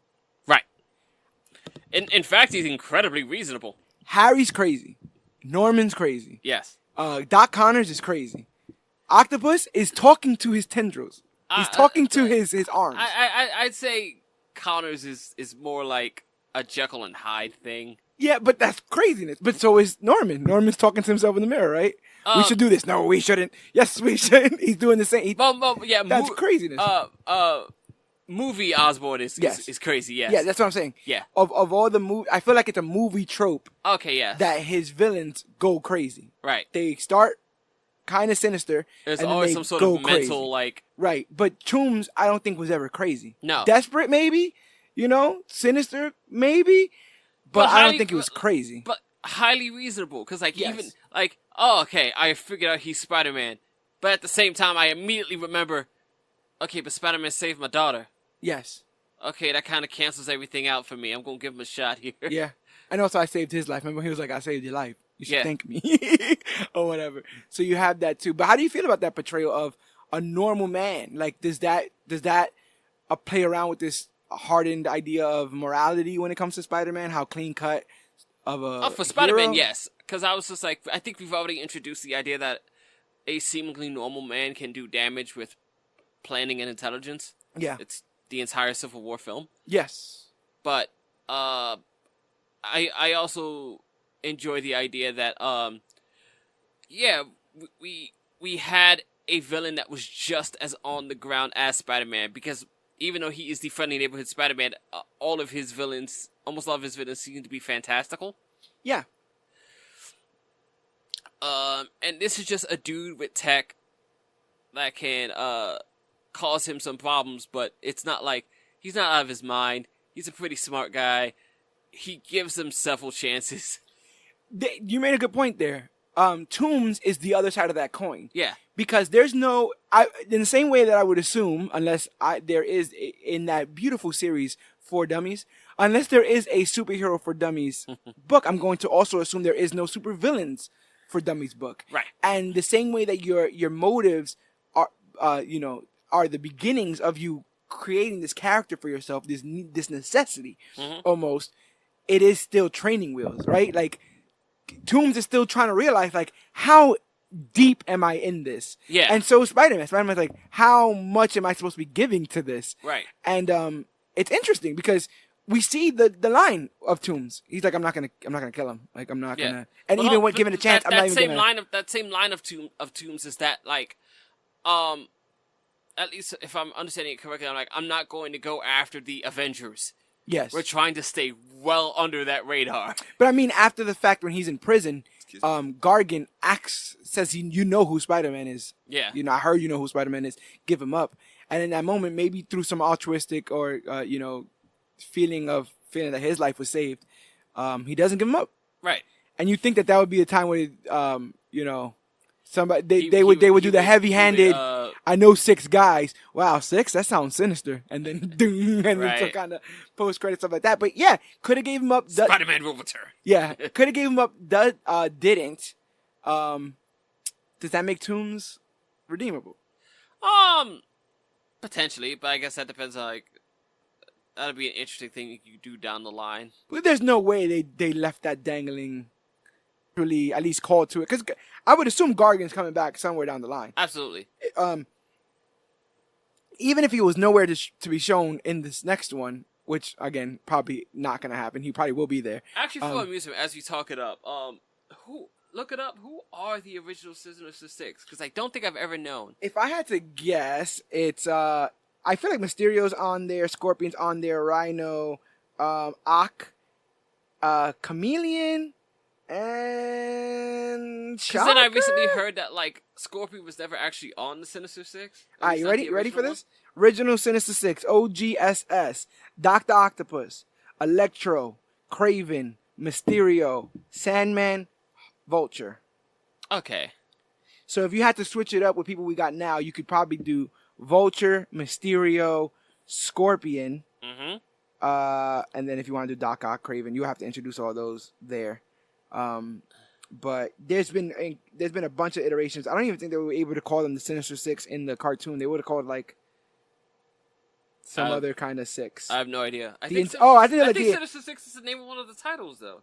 I think they're like the Insidious Six or something like that. Oh, that's hilarious. You understand? Like some kind of weird, sinister. Yep. The group is called the Insidious Six in the 1994 animated series. Okay. And it's Dr. Octopus, Mysterio, Shocker, Chameleon, Rhino, Scorpion. Chameleon? Yeah. Which, rumor has it, Chameleon might be showing up in the next Spider-Man film. I heard that somewhere, and I was just like, I don't know Chameleon well enough. I don't even remember him in that cartoon, and I love that show. I remember having a belt that could make him turn into other people. He looked like Voldemort. So he's just morph. Yeah, but he looked like Voldemort. He's tech morph. And then he used to hit a button on his belt, and he used to turn into other people. Gotcha. And depending on who they're setting up in this next film, you know, maybe we get a Hydro Man or something like that, and then we can move forward there with the Sinister Six and stuff. But and the video game gives you, it's a different. Yes, it is right. Gives you Shocker, I think, or Electro. I think it's Electro. It's from Electric Base Villain. Yeah. That's where the slot says. It says Electric Base Villain, Animal Villain, Animal Villain, Animal Villain. They're almost all Animal Villains. Doctor. Right. and so I think it gives you Electro, Rhino, Scorpion, Dr. Octopus, Goblin? A lot of them paired up. Huh? Goblin? Goblin's never on those things, right? No, not at all. He's too OG. They're going after Goblin. Yeah, he's too by himself. He's like, I'm not. Because Doc Ock's entire plan is Goblin. I forgot you don't even have a PlayStation. No, yeah. Yeah, so modern problems. Right. Electro, Scorpion, Rhino, Doc Ock, and three others, obviously, I can't remember. I feel like there's other tech people, too. Like, it might be. Yeah, and don't forget... there's also there's Mr. Negative, which was like the advertised villain for the entire game. Yes. And they also, you know, they teased a sort of Sinister Six in the Amazing Spider-Man series. We had already been introduced to Electro and the Rhino. I am the Rhino. But then we saw in that place, I think we saw the Scorpion tail and like Vulture wings. Oh, is that the thing where like the dude's walking through this room and like there's a whole bunch of and they were supposed to be setting up for a Sinister Six movie. Okay. That never came to fruition. But you know, this is one of those things like Brainiac and Superman. Like they keep talking about they wanted to do it in this one and they wanted to do it in that one. They're gonna eventually get to do it and they're eventually going to do it. And so maybe they are setting up the Sinister Six for this. And if they do that, do you see Vulture being in that? Do you see Reluctant Vulture being that? I can see Reluctant Vulture. Yeah? I can see he gets roped into it. Yeah. And maybe becomes a thing that helps. Because, like, I don't know. I guess on one hand, I guess you certainly don't see Spider-Man beating all six of them at once. Yes. So there's got to be some, you know, divide and conquer or some inside force that helps you out. Yeah. Maybe that is Reluctant Vulture who redeems himself and helps out. But, yeah, that's always a tough gamble. Spider-Man and the Sinister Six. Good lord. It's always hard, though, because I do think a lot of the other Spider-Man villains, like, some of them are doctors. Mm-hmm. So a lot of the hubris is what is the issue, right? These overarching ideas of I'm better than everyone else, or I have the best ideas, or I deserve the most, where Toomes was just this hardworking kind of man who just was like, I don't want better than anyone else. I just want my part of the world. And just leave me alone. You know, like I just want my chunk of the cake, and you keep telling me that somebody else bought the cake, so I can't have any. How did you feel about Peter's co-stars in this one? I like the idea of giving his classmates identity because it gives you a little bit more stakes, and it gives you a little bit more lived in feel, which I never felt like. I feel like the one criticism I have against those Tobey Maguire Spider-Man films is that the rest of the world kind of feels artificial. Okay. Besides the people in them, I don't believe in that New York too much. Really? Yeah, they just. And that's another thing on my list. Is it like the Friends New York where it's too white? Yeah, it's stylized. I feel like I Okay. do feel like it's stylized. And so is school in general. Like, I don't remember many school scenes in Spider-Man. I remember them going on that field trip. There's the one with Joe Manganiello. Yeah, where he catches the lunch tray after the fight. Yeah, so you get the lunchroom and you get a hallway. Yeah, and that's it. And then they all graduate. And then they all graduate, and the school trip. Right. Where the teacher is the same age as everybody there. Right. And so I do like I liked recognizing actors as teachers and being like, I know that guy. Oh, Hannibal Buress is a gym teacher. This is Captain America. I'm pretty sure he's a war criminal now, but we have to listen to this. How did you feel about Ned Leeds? Ned, I dig Ned. AKA Genki. I dig so Ned. I like Genki. I like Genki more. For those who don't understand what we're saying, Ned Leeds is actually the name of the character that would eventually go on to play the Hobgoblin in the comics. That is the name of that character. Okay, I didn't know. So Ned Leeds is actually he is a friend of Peter's in the comics. A regular looking kid, and eventually he goes on to becoming a Hobgoblin. In the Ultimate Spider-Man Miles Morales comics, his best friend is named Genki, and he looks exactly like the actor who plays Ned Leeds in this, and which has given people the idea that they're just smushing those two together to give, because people really like Genki. And one of the things also on this list of things that they did for the first time in a Spider-Man film is he has an ally who knows who he is. Yes. This was something we've never seen before. Right. Didn't happen in the Maguire Spider-Man. Didn't happen in Andrew Garfield's other than Spider-Man. in the movies, yeah. Yeah. Other than the allies he has that are mostly toxic to his life. Right, exactly. Like sort of Black Cat. If anything, in those films, the villains knew more about that he was Spider-Man than anybody else. Yeah.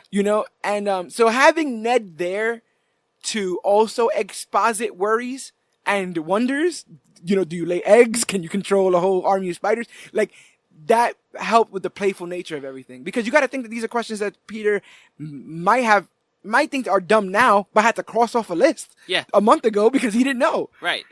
He didn't know any better. What do you think about Genki? Or how do you think about Ned Leeds in this? I just felt bad that they took Miles' friend away. Yeah. But I thought he was fine. I thought he was pretty funny, and it was nice to see. It's another point of what you. Another thing about the point you made. Here's this high school kid. He probably has friends. Yeah. So, he probably has this kid he hangs out with every day. He's obviously as nerdy as he is. Yeah, it's Jacob Batalone. Yes, and now that I see him bald, it makes it very obvious that that's a wig, and it's hilarious looking. Yes. Hawaiian. Yeah. I like it, but I also feel that it fundamentally changes the Spider-Man character, right? Okay. Because it's the same thing, like I said, about the Tony Stark thing. And correct me if I'm wrong. This is literally just a stream of thought, a stream of consciousness. Sure. But I feel like one of the things about Spider-Man is the fact that he's always in over his own head. Okay. And the fact that he is usually, because of his secret, alone. Right. And has to shoulder everything as a child because he can't let this secret out for the fear of people getting hurt. And so when you have it in this universe, Tony knows, the Avengers know, and Ned knows, and now Aunt May knows at the end of the film. Right. Things will become easier for him, so we don't have to deal with those tropes, but those tropes had weird stakes that have always been fundamental to the Spider-Man character. That is true. I think my issue with that, not my issue with it, but I think my backdoor out of that is basically that we had 5 movies of those tropes already. Yes. So it as you said, there are a lot of tropes that don't get done in this film, and I think it's because we need to avoid as much similarity to the other 5 films without getting too far away from Spider-Man at the same time. Yeah. So we almost have to craft this wholly unique Spider-Man in the writing without straying from the heart of the character. There's also, like you said, it's a brand new Spider-Man, but in almost in the vein of BVS, they are leaning on your understanding of the character as a whole. Right. So they don't have to do everything. Right. They don't have to establish everything. They're kind of. But why did it work here, and not work in BVS? Was Batman not given enough time? I don't know, but I don't think anyone's problem was with Batman in BVS. I mean, he was gonna kill an alien, bro. That was my problem with Batman. But teachers, sure. A lot of people came out of that loving Batman. Yes. I mean, they didn't have that warehouse scene. That warehouse scene was pretty boss. I mean, hey, if you loved the Arkham games, it looked real familiar. Yes, it did. I was just waiting for him to clothesline one of them, do the grappling hook clothesline. Right. But that was pretty legit. Yeah, but I do wonder. Maybe people just go easier on Spider-Man. A lot of people really, really, really did not like Amazing Spider-Man 2. So maybe they were just a little bit happier to just go on an adventure with the new Spider-Man. That was kind of cool. Maybe. How did you like the new Aunt May? So I didn't know. When I first heard it, I was like, "Oh, that's kind of young." But then I was like, "Everyone's kind of young," you know. Right. I didn't know she was. But also, logically speaking, an aunt would not be that old of a woman for a teenage boy. And not to step on anybody's toes, not to get overly sensitive, and not to offend anyone. But in this day and age, and in New York, aunts are getting younger and younger. Yes. Point blank, period. Moms are getting younger and younger. Yes. And so that idea, that rings true. I didn't know that she actually took, like, backlash for it. Like, I knew that people had it in their minds, like, oh, it was young. But I thought it was one of those things that people would wait and see. Yeah. Turns out, Marissa Tomei actually took, like, backlash for it. Like, people were giving her I believe it. crap for it. And the director said that, like I just said, it's more realistic, the fact that she would be almost more like an older sister as opposed to a grandmother. Yeah. You know what I'm saying? Like, she's always portrayed... Wait, that's my aunt? She's 80 years old. Like, what happened here? Like, she's portrayed as a grandmother, but they call her aunt for a mother he doesn't know. Yes. So why is she this old? Which would that would make his mom roughly similar in age. So if Aunt May is 60, then let's say his mom is 50, which would still be really, really old if Peter's 16. There's just this massive or 15. Gap in sisters. Yeah. So I didn't really mind. Sister and brother. I didn't really mind her thing at all, and I actually liked that. I felt that once you started to question Aunt May, like, God forbid we do that. May? Like, did I? God forbid we do that. Did I dig this? Like, do I dig this Aunt May? She is kind of young. Right when you're having those feelings about it, I feel like the director goes the same way that I said that he made you be like, oh, do you have a problem with mixed things? Right. They go to great lengths to show that the world thinks that Aunt May's hot. And so it goes to be like, I think he larbed you. Yeah, so it goes to be like, do you have a problem with Aunt May being hot? Can she not be hot? Do you not think Marissa Tomei is hot? What's the issue here? Right. And you go to go like, and then you kind of just resign to, which is funny because, I guess she can be hot. Which is funny because arguably, like, Marissa Tomei is probably technically playing a slightly younger woman than she actually is. Yeah. Her and Robert Downey Jr. has been in films together, and he's running on 50, close to. And so, just like I said, you could have the 50-year-old Aunt May, but you gotta, play around with those dials a little bit. Sure. I did like that she wasn't in trouble. Do you understand? Those eyes! Say it! Finish it! And deliver us from evil! You're not Superman, you know? I freaking love... Oh, Norman? Willem Dafoe. Oh, Willem Dafoe is awesome. Let's talk about some of these Spider-Man movie tropes. Oh, hold on. Go ahead, I gotta hit you with the big one that everyone wanted to talk about at the time. Let me hear it. How did you feel about Zendaya, Michelle, MJ? So I'm gonna try to say this in the least creepiest way possible. Which means it's immediately going to fail. I have no brothers. I only have sisters, and they are exponentially younger as they go down in line. Okay. And so years ago, the elder statesman. Yeah, years ago, one of my sisters was watching the Disney Channel. Okay. And that was my first time I ever saw Zendaya. I see where this is going. And so I saw Zendaya, and I'm like, that actress, like, she has something. Like, she's emoting in ways that other kids on the show is not. She is skillfully ahead of her class. Right. And I remember putting that little seed down. And so then when I heard she was in this movie, I was all like, oh, you know, I dig that. And then I remember saying to myself, like, oh, they're going to do Homecoming. She's going to show up in the red hair and the dress. Like, it's going to be She's All That. It's going to be like, oh, you didn't like me before, and you're liking Liz Allen. Kiss and me. then, and then all of a sudden, our song's going to play. You know, and I don't want the world. And then she just turns around. Not Iris, no. Oh, no, put Heroes on. And they say that a hero can save us. And then she turns around. Welcome to Clique karaoke. And they do it. And they were going to do the reveal. But they were a lot more tame than I thought they would be. Yeah. I don't know if that's more of a like a fear of backlash kind of deal, because there was a bit of a backlash to the announcement of Zendaya, Michelle Jones being as MJ. MJ, yes, Mary Jane-esque, maybe sort of. Do you think that soft MJ allows for an actual MJ, or do you think this soft MJ is MJ? It absolutely does. I'm not claiming it is, but I would not be surprised if it was a backdoor. Okay. Like, we can do comic accurate Mary Jane Watson if we must, and that's our backdoor out of it. If we must. If we must. No, but we can also, and if you've noticed, they are really teasing it real hard now. How did you like? Because did you see she showed up at the premiere? Yes, with the spider, like a weird spider dress. No, like not a weird spider dress. She showed up redheaded. Oh yes. I saw her in the London photos. And then she had posted like Face It Tiger on her Instagram. I was just like, Yep. Deal with it. Deal with your brown. I definitely I like her acting. I like the aloof nature of it. I've always liked when the female is a bit of a challenge for the male protagonist. Right. I'm a romantic, so I'm not over the swoony damsel, but too much of that can get a little bit. Yeah. I want my women to be capable. I sort of enjoy. I sort of enjoy this idea. I guess maybe it's more entertaining for me that like Peter cannot read her at all. No, she can't. Nobody can really. And it's almost as if she can see through him. Right. But she's also like purposely keeping people off kilter.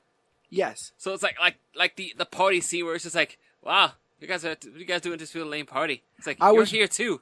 I was more on the scene. Am I? I was more on the scene where she's like, I'm not going in there, and they're like, why? She's like, I'm not going to go into a place built by slavery. And he's like, it's not built by slavery. And he looks at the security guard, and the security guard's doing it that with his hands, like, it might be. Kinda is. So like that felt more like she's just trying to put people on this, keep them on the toes. Keep them on the toes. Like everyone's like not quite got her figured out. But I like them. I make them challenging. That's the reason why. And I know you're not running to do this, but I love Gwen Stacy and Spider-Man and Amazing Spider-Man 2, because at one point he's like, all right, you stay here, and you see she's not staying. She argues with him in the Spider-Man suit, like she knows it's Peter. She's like, no, you're not just gonna tell me to stay. Stay. I'm gonna do what I want. I'm capable. I can do this while you go do the other stuff. And I like a little bit of that. I obviously get the whole romanticism of like, I'm hopeless and I can't do anything until you show up. But it's 2019. Ramp people up. Let's get them there. My problem with that all the time is that I think. Actually, this came up in our chat room, and I think Dan kind of like has an attachment. Yes, Dan the Comic Book Man has a bit of attachment to like the classic MJ and whatnot. And I was just like, Dan, actually describe to me Mary Jane Watson's character. Yeah. And you mostly can't, because they have nothing to really do for her other than to be the prize that Peter Parker wins. And I maintain that that original trilogy's Mary Jane is one of the worst romantic interests in a superhero film, because not only does she lack character depth, but the things that they do make that character do are not great things. And she can't hold a job. She kisses multiple men over the series of these 3 movies, which I'm guessing are like years apart. Sure. She on again, off against Peter at every turn, and Peter on again, off against her. It's a bunch of just weird stuff in that relationship in general. And she already had a duffel bag full of drama. But there's also the sort of before they even got together. She already had a bunch of like stuff. Weird will they won't they with Harry. What was that about? And there wasn't a will they won't they. At one point they dated. He brought her over for dinner. Right. And then he's like, I thought she would be somebody nicer, son. He's like, I love her. And then she's like, I love Peter. And then she's like, I love that astronaut. And she's like, I think I love Harry again. No. Over it. Up and over it. But it's a tough cookie to crack, and the only way people have cracked it, from what I've seen, has been to completely revamp the character. Yes. Ultimate Spider-Man made her want to be a bit more of an active character in the and entire... have her own goals. Yeah. Her own goals and her own dreams and her own things that she wants to accomplish. Spider-Man PS4 pretty much follows that exact same thing. She becomes a reporter, and not only is all about the Spider-Man life, but becomes a relay for him. You would also think that that's what would attract Spider-Man to a girl. Sure. Something that he doesn't have, or something that she has more of than he does. Right. Whereas I don't get why Tobey Maguire's Spider-Man liked Mary Jane there. Because she's the pretty girl next door that he's pined over. It felt more like the thing that you always wanted to do, but you never did, and so because you never did it, it's this mystical unicorn kind of thing, and then you bring the unicorn home, and you realize you have to feed the unicorn, and that the unicorn craps rainbow it requires stuff. Food and maintenance. And the rainbow unicorn the unicorn is pooping rainbows everywhere. Now you got to clean that up, and you got to find a place to house this thing, and the dream kind of fades less and less, and that, kids, take that lesson home with you too. Like, find somebody that's going to be there for you. Find somebody that's going to complete, your puzzle there. That's going to be an active participant in the life you lead. Just a little bit. Just a little bit. Just a little bit. And somebody who just won't randomly kiss strangers in the rain. All right? I know that's a minor thing there, but yeah. Yeah. So what else? What did they fire her for in that diner? Remember that? Huh? They fired her in the diner. She's outside, and the boss comes out. It's like, you're fired. Oh. Yeah, I forgot. She's like taking tips or something like that. And they're like, get out of here. No, I think she was short. And then she shows up to the Broadway show, and they fire her from that again. Yep. MJ's a dumpster fire. But speaking about that trilogy of films and then the Garfield films, let's talk about the Spider-Man movie tropes that are not in this film, but that were all over those other 5. And you tell me whether or not I'm right that they weren't in this film, or whether or not they were laying the groundwork for it. And also let me know if you like the subtraction, if you like the fact that they're not in this film. No origin. This includes the Spider-Man bite, the symptoms, trying out the powers, and the death of Uncle Ben. So for it. Absolutely for it. Before it not being in the film? We know it. Yeah. We all know it. There's been way too much Spider-Man media to not know it. And like, it's not even like it's a convoluted origin. Spider bites kid becomes Spider-Man. Move on. And yet, it's crazy because you're right. We have seen it done to death, and yet they found a refreshing way to do it with Miles. Where if you didn't know those beats the same way, right? They can put them in different places, and they'd be like, "Oh wow, it's the same thing." Also made the running joke, but also made the trope of the Spider origin the running joke of the film. Yes, where there's like 4. Everyone dies. Yeah, everyone finds somebody who died, gets bit by a spider, finds somebody who dies, and they showed each one of them the spider bite, all that stuff. How do you feel about the whole trying out the powers thing? Do you feel like you missed anything on that? No, because you pretty much get that in the scene where he's going through the freaking holodecks on the suit. Yes. Yeah. It's just AI now. And his friendly neighborhooding, when he was a friendly neighborhood avenging, when he takes the bike. You get it there, and gets and the you churro. get it when he goes through the web combinations and stuff. When him and Karen go through she puts him on the refresher course or whatever. Yeah. When he's trapped inside the web grenades and all that kind of stuff. When he's trapped inside the warehouse. Yeah. So that's how he learns. Definitely. That's how he learns everything in that montage. Big old Spider-Man movie trope. No Manhattan web swinging. I heard there were some complaints about that. I also know there's a few deleted scenes where there's a moment of it. Really? There's a scene of. Oh well, you have that scene from the trailer of him and Iron Man. Yes. that's never shown. Right. Because there's fakery in trailers. Yes, as they do. Did you not know that? They lied to you. It's getting worse and worse, bro. But yeah, you like that? Don't like that? Do you think we'll see that in the next one? Because I honestly didn't notice it. Well, it probably won't be in the next one because they're probably in Europe, right? But I also think that they went out of their way to completely make fun of that trope when he's in the suburbs and there's no buildings to swing on. Because it's not everything is Manhattan. Right. The literal jungle gym for a guy like Spider-Man. So he's just anywhere else. North Dakota ain't working. You know what I'm saying? Think that through. Yes. Yep. Perfect. Gonna have to National Lampoon this one. No. Now this one might not be right. So let me know if my memory is correct. I'll see what I can do. There's no one notices / no one likes Peter scenes. No one likes Peter? There's a bunch of like no one likes Peter Parker scenes in the original Spider-Man trilogy. Okay. Like, it's Peter, or like people like Jay Jonah's rude to him. The pizza delivery guy is rude to him. There's Flash. Yeah, only Flash, and he's the bully, so that's his right. jam. But I feel like Peter is overall more liked in this film by like the deli owner and by like the teachers. At least talk to him in a respectful manner. I feel like everybody in the Raimi Spider-Man films talked to Peter like if he was a jerk. Right. Like he was an absolute... The bus driver's trying to drive away. Everyone looks down on him and treats him like garbage. Like garbage. And I don't know if that helps the character or hurts the character. Do you like the whole idea because in fact, like, yeah, the deli owners, they clearly have a relationship. They're buddies.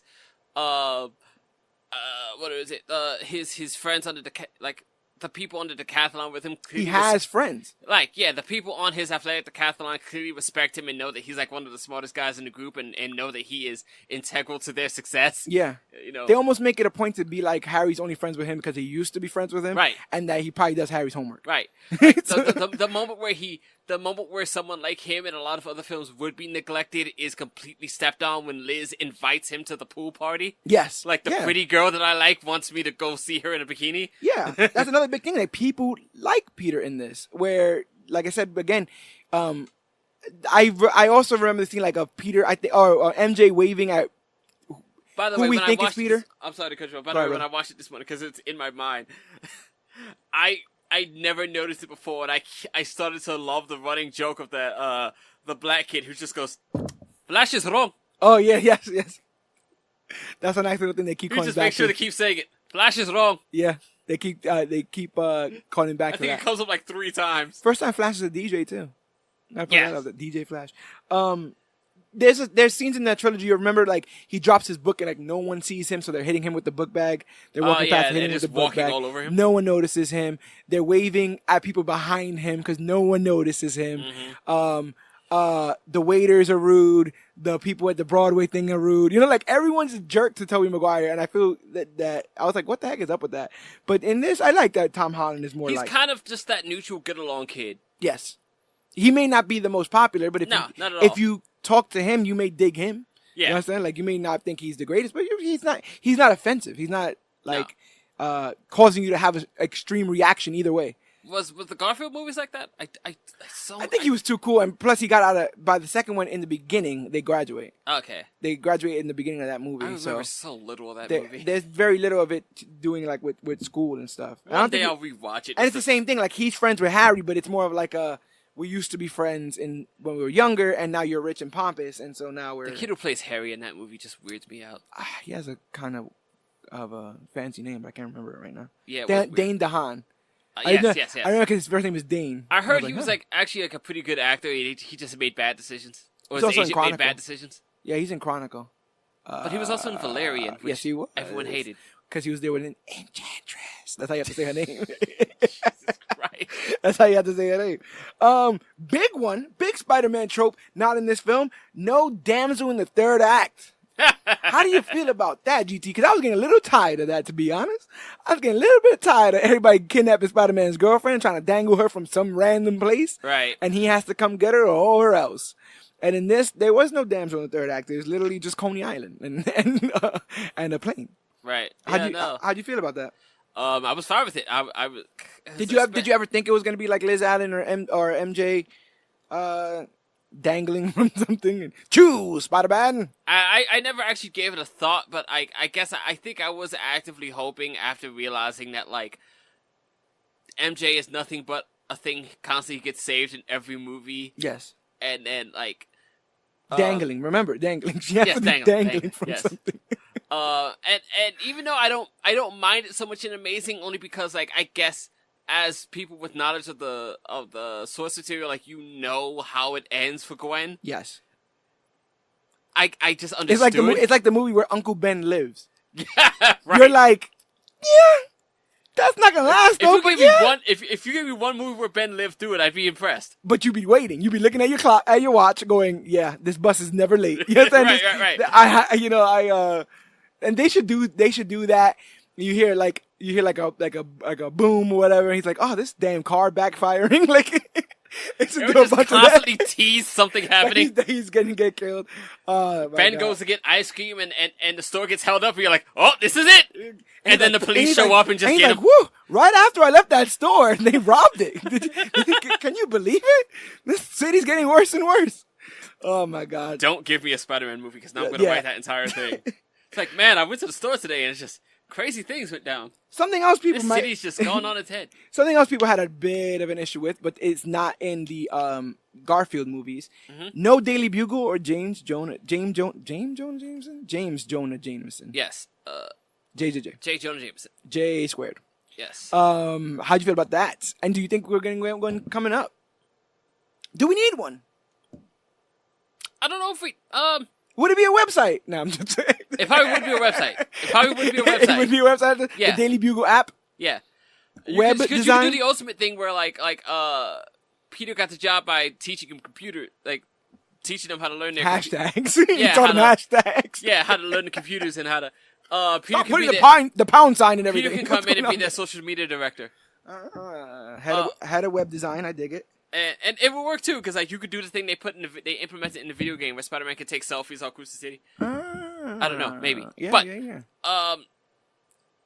I think you can. I think in this sense, especially, I don't know how it worked in the comic books, but I think the Daily Bugle to some degree represents Spider-Man's, or rather Peter Parker, the character's step into adulthood. Yes. So I think that's an important part of his journey.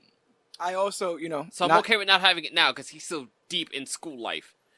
As you know, comics are always doing a commentary on the modern either justices or injustices, and so I think it would be kind of cool if they laid a layer of the seediness of internships out here, the seediness of unpaid internships, Right. of this idea of like, oh, well, if you want to get a job here, we might need a full year of work where we're not paying you anything.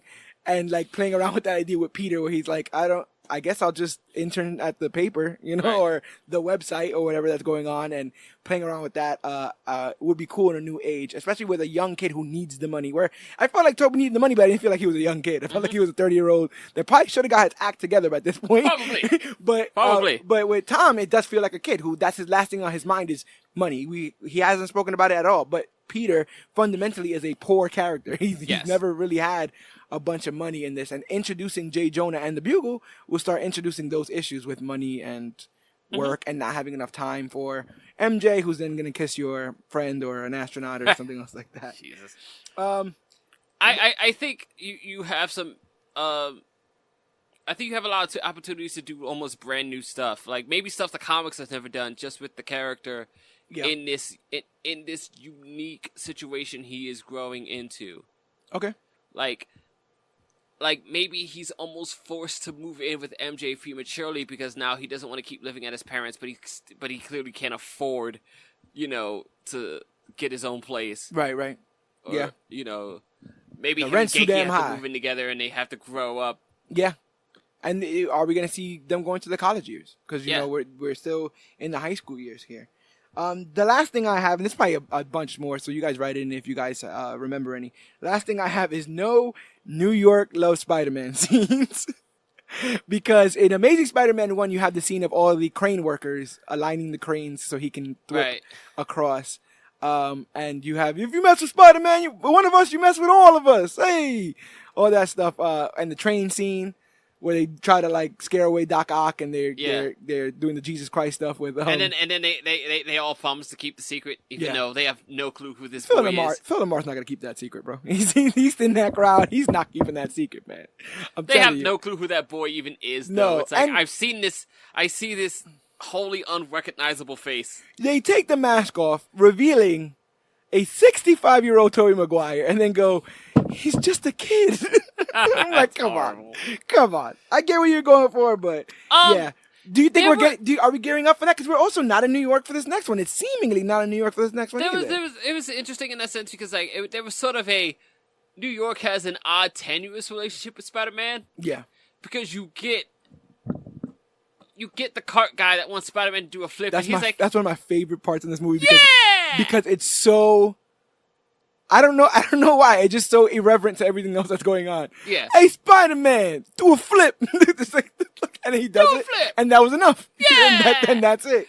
But then a few scenes over, it's like, oh, we're all yelling at him because Spider-Man mistook this dude for stealing a carjacker. Yeah, he thought he was stealing his own car, so he webs him up.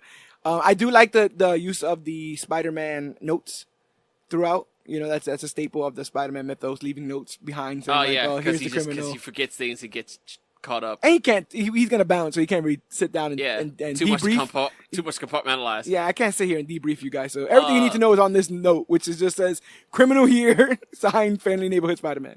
I did have a good laugh in the theater when the trope that does return, which is strictly a movie trope, which is Spider-Man and the American flag. Yes.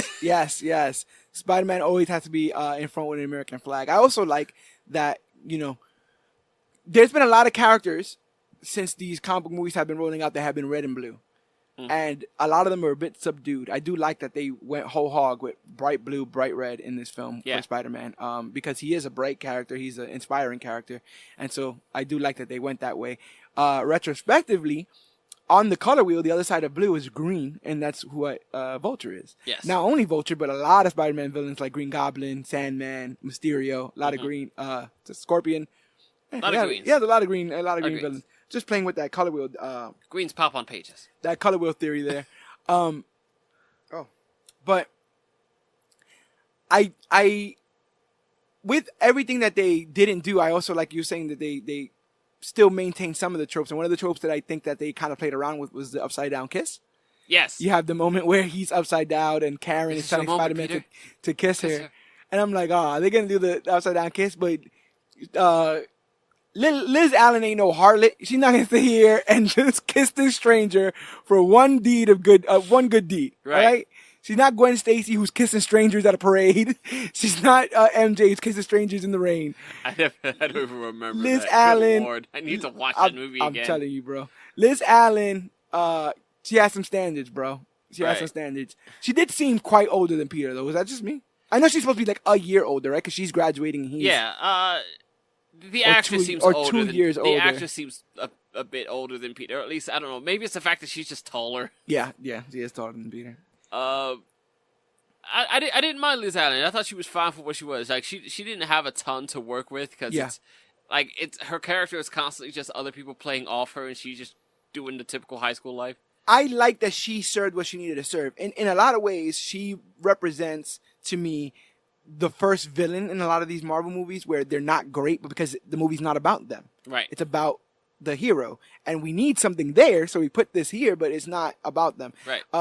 A lot of those other Spider-Man movies were all about them. If Spider-Man had a girlfriend, he'd be the happiest person in the world. Right. But this is about Spider-Man wanting more. And this Spider-Man seemingly, I mean, this is maybe, hyperbole at the time, but wants more than any Spider-Man. Yeah.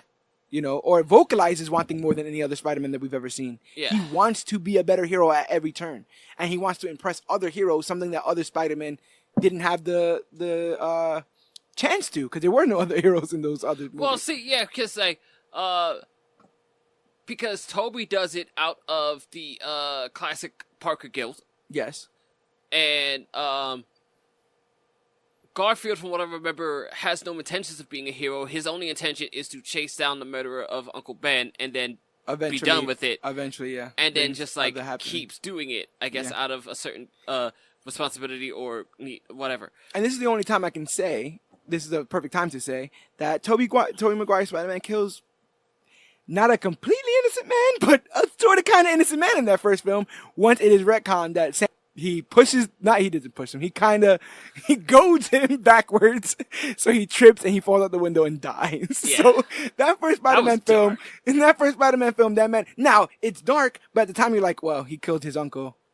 blah, blah, blah. But now that we have that beautifully third Spider-Man film, all of that was for nothing. He literally ran down a man who did not shoot his uncle and then had him kill himself or killed him. Right. So, yeah. And then Andrew Garfield gets even closer to that line, and then it's just like, I can't just murder a dude. What I liked about the Andrew Garfield thing was that the shooter of Uncle Ben, his features and his description is so basic that it's like the Joe Chill of Batman, where there's a million blonde, scruffy looking guys in New York. How are you supposed to find him? And I like that idea more of like, it could have been anyone, or it still can be anyone.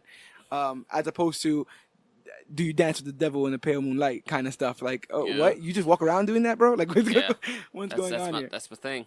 Let's talk about new tropes or new things implemented here that were never done in other Spider-Man films. So you have mapping out the universe, right? I don't feel like those other movies cared much about other movies besides the movie that they were in. Sure. There's nothing wrong with that. Movies should stand alone as they are. Yeah. But I feel like this movie made great points to establish like the Prowler, Shocker, Avengers. Lots of that Spider-Man world building. Yeah, Happy Hogan, I think, lends to the whole MCU part of it, like bringing that in, especially with Tony.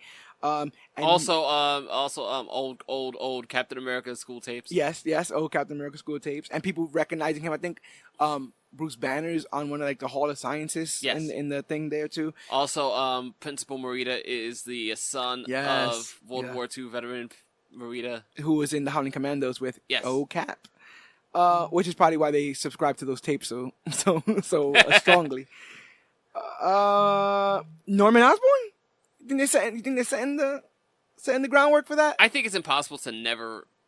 I think it's almost impossible to not pull that stem. Is there a character that has been portrayed in the previous Spider-Man films that you are not ready to see again? Mine's is probably Dr. Octopus.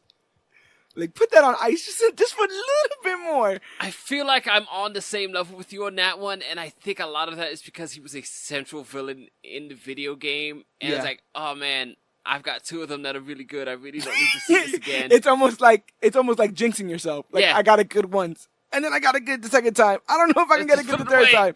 Yes, please.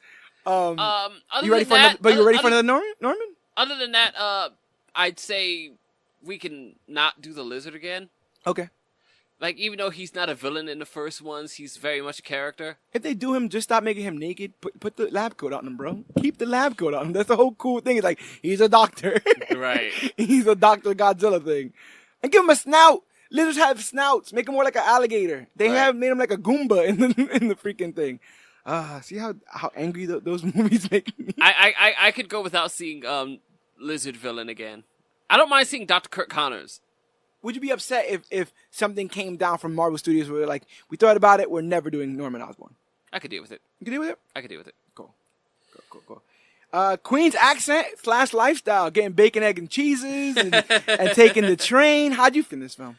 No, I tell you, when I saw New York be New York, when he's putting on the suit in the alleyway, he's trying to get the suit on, and for no reason other than because it's there's a little rat that just crawls under behind a dumpster. I was just like, they got it. That's set design. Someone said, no, more rats. Yeah. This is not the New York I know. More rats. Yes. More rats and more Tims. I think he goes to Midtown Science and Technology. Yeah. Which is the school they use for is Franklin K. Lane, which is not too far from here. It's about 15 minutes from here. Oh, okay. I don't know. It's a humongous high school. Okay. Plagued by horribleness in general. I say that because I was originally zoned for that school. That was the high school I was zoned for. But I wasn't allowed to go there because it was covered in gangs, violence, all kinds of stuff. To the point that that building is not used for that school anymore. Which is probably why they were able to use it now. But it used to be Franklin K. Lane. A lot of my childhood friends went there. Okay. Some of them survived, some of them didn't. They all lived. But when I say some of them didn't survive, I mean like they just didn't want to. They didn't come out the same. Yeah, they didn't come out the same. But yeah, Franklin K. Lane. So I know that school. I know that train stop. That's right near that school. It does not say 38th Street or whatever they said it was on there. I don't know where they're purporting that the school is in Midtown. Right. But if you've ever been to Midtown, They couldn't fit that there, nor could they fit an elevated train there. But it's also I was gonna say it's also the same as a lot of these New York movies that have an elevated train in the middle of Manhattan. I was just like, no, that's not how that works. I was like, yes, I dare you to navigate an above ground train through those skyscrapers and all kinds of stuff, and not to destroy glass. While you do it, yeah. And then the hallmark of New York, we got the bodega cat, bro. We got a bodega cat in a Spider-Man movie. That was the hallmark of authenticity right there. He pets the bodega cat. No one minds the bodega cat. I remember people started complaining about him, like tourists. Like, why do they have the cat? And why is it all over like the bread and stuff like that? It's like, he runs the store along with the owner. Like, what are you doing? What are you doing here? You notice how there's no bite marks out of any of that bread? Because he's doing his guard work. You understand? He's taking care of things here. We went with we already spoke about an ally knowing that he's Spider-Man. But do you like Ned as the man in the chair? Do you like him as Overwatch? I do. Jesus. Yeah, I do. He's just watching porn, bro. That was funny. I was like, wow, that's pretty big for a Spider-Man teen movie for him to just be like pornography. I enjoyed it. I thought it was pretty funny. Huh? You enjoyed the porn? Well, I'm confused here. No, the line. Okay, I enjoyed the character. Gotcha. The character of Ned Leeds. Yes, porn is all about the characters, I think. But I also like it was a lot of fun. It was a lot of fun just watching him just being like infatuated with the idea that his best friend is this superhero. Yes, yeah, but he also gave importance to his role as well. Yes, like he also very much understood that his role was something that was needed. And before this, had there ever been a reference to that quasi-titled role of the man in the chair? Not that I know of in such a broad stroke. No, right? No, I've never heard of it. We've probably, played around with that idea, right? Yeah. But like we understand Oracle and Overwatch and I'm missing somebody? Does Wintergreen do that? I don't know. Wintergreen. This is the obligatory Wintergreen shout out. The entirety of Star Labs. Yes. All the Star Labs and their various touchscreen laptops and all those screens that are constantly on and constantly doing things at all times. And Cisco's ability to just invent MacGuffins at a moment's notice. Oh no, my favorite trope from them is the science-y finishing each other's sentences thing. And so if we reverse the polarity of the energy waves, then we can bring the black hole back to singularity. And then you got to cap that off with a layman's term metaphor, like letting the air out of a balloon. Aha! And then everything comes out exactly how you want to. Captain can understand it. Oh, so I guess in talking like that, how do you feel about the fact that Ned is not necessarily more inept than Spider-Man, but he's the man in the chair? Like this is probably our first iteration of somebody who's in the chair who is not necessarily better at Peter or in a sense he knows how to hack $1 million tech, but he's that's kind of his gimmick there. He's just a computer nerd. Let's talk a little bit about that tech, because next thing I have here is a narration by the way of AI, which is something that they did here that they've never done before. Peter likes to talk to himself. It's all over the cartoons, all over the comics, but here he can talk to Karen. So how do you feel about the idea that Tony Stark had a babysitter protocol or whatever on the suit, and that Spider-Man hacked it, and that Tony got mad about it? Do you think Tony is justified? You think Tony's justified in doing so? Yeah. I think if you give a man a gun, though, you know what I'm saying, and you put half a safety on it, and then he takes it off. Like, I think you gave him a gun. I imagine he didn't expect him to actually deep dive into the schematics of. But that's what then tells me that it was a bad judgment call, right? Because the judgment call was that this kid knows enough to fight this war, but not enough to look into the suit.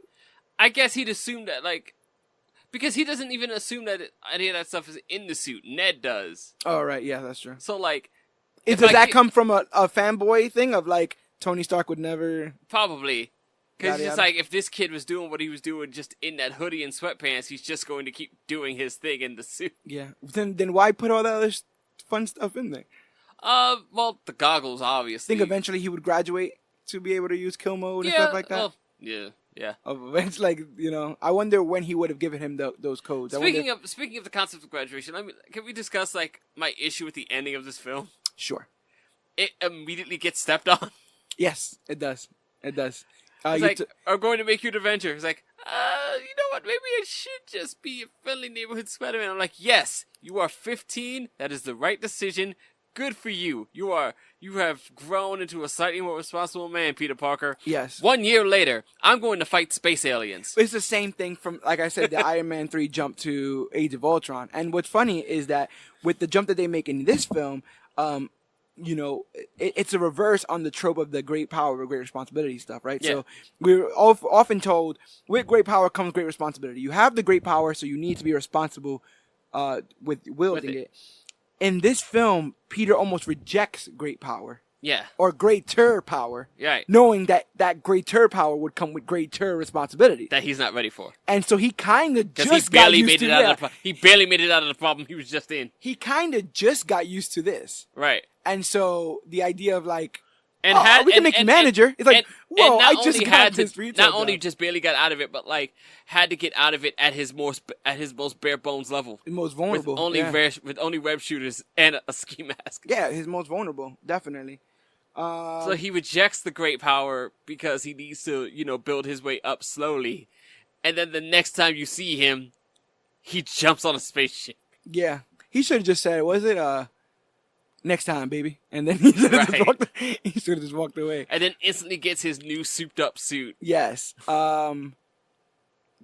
Yeah, because that's the whole thing, is that his self-awareness and realizing that he had been a little bit too enthusiastic about this heroing world. And so he should take some steps back into realizing the actual stakes that it takes. And probably should think, wow, I am not ready for that. Hey, by the way, Iron Spider suit, no training wheels, because he does kill mode in Endgame. Yes, he does. And so, talk about the machine gun. You know what I'm saying? I'll give somebody a damn machine gun. We spoke about the villain not being crazy, but something else that happened, villain doesn't die. Yeah, there's a lot of... No death of a villain. Something that I've been calling for in these comic book movies forever, because one of the great parts of these comic book movies is that the threat comes back. Because our heroes are so good that they won't definitively kill anyone, these threats are always lingering, very much like the real world. And so, you want everybody dead? Do you want people dead? I understand the idea that, like, at least I understand a level of,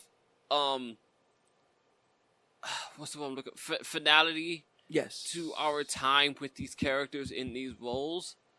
So, I never expect repeats. Okay. So that characters die, and as a finality to like them never being able to come back usually is fine with me, because like that's a chapter we're not going to revisit. Right. Like we told the story of blank. How many Black Panther movies am I going to get? Do we need to go back to Killmonger? I feel like they're going to go back to Killmonger, bro. No, they probably are, and I'm pretty sure Michael B. Jordan's already cast for the second movie in some way, shape, or form. I feel like they're going to go back to Killmonger. But see, in a way, I can deal with this, because if you told me that T'Challa goes back into the Kingdom of the Dead and speaks to Killmonger in the atrium or whatever it's called, like, it's fine, I can understand that. There's no reason for us to go back to Killmonger the villain. Yeah. You know what I mean? Yeah. Maybe he goes to Eric, and even though they disagree, he finds a level of wisdom out of it that can help him. Yeah. And that would be perfectly fine. There's no reason to come back to Killmonger the villain when we could have told a new story. Yeah, I get that.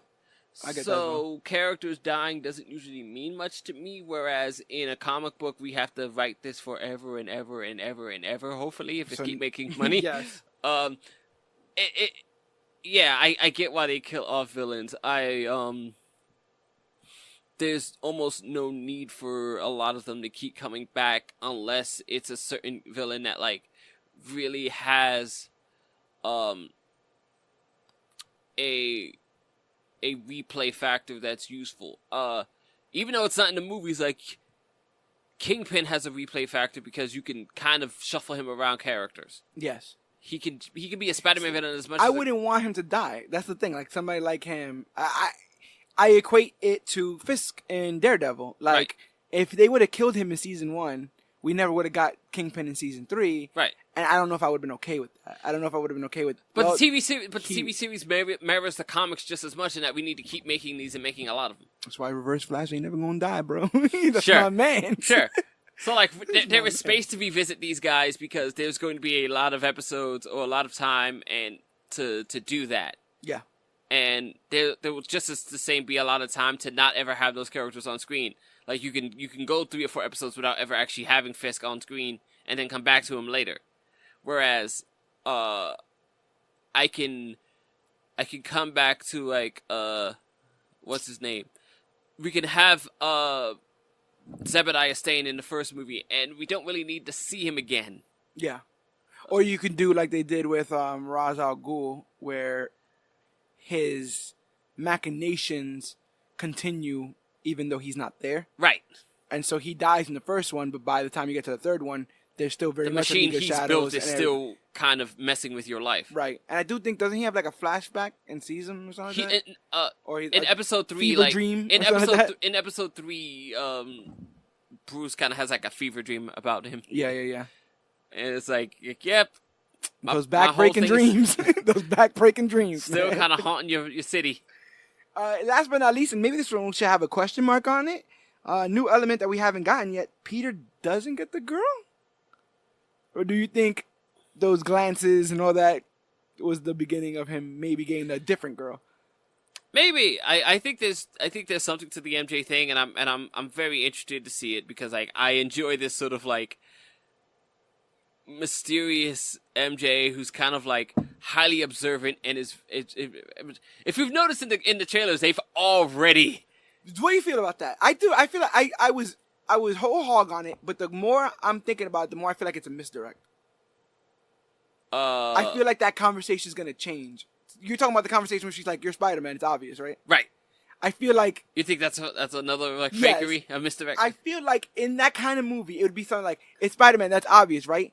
Or it's obvious, and she says say something like, "Because that's the only reason why you would be such a jerk," or you understand, or that's the only reason why you would leave us all at the, when we were all in danger or something like something kind of like bitey or whatever. Sure. I it also comes off to be as like the running joke that like everyone knows. Do you want her to know?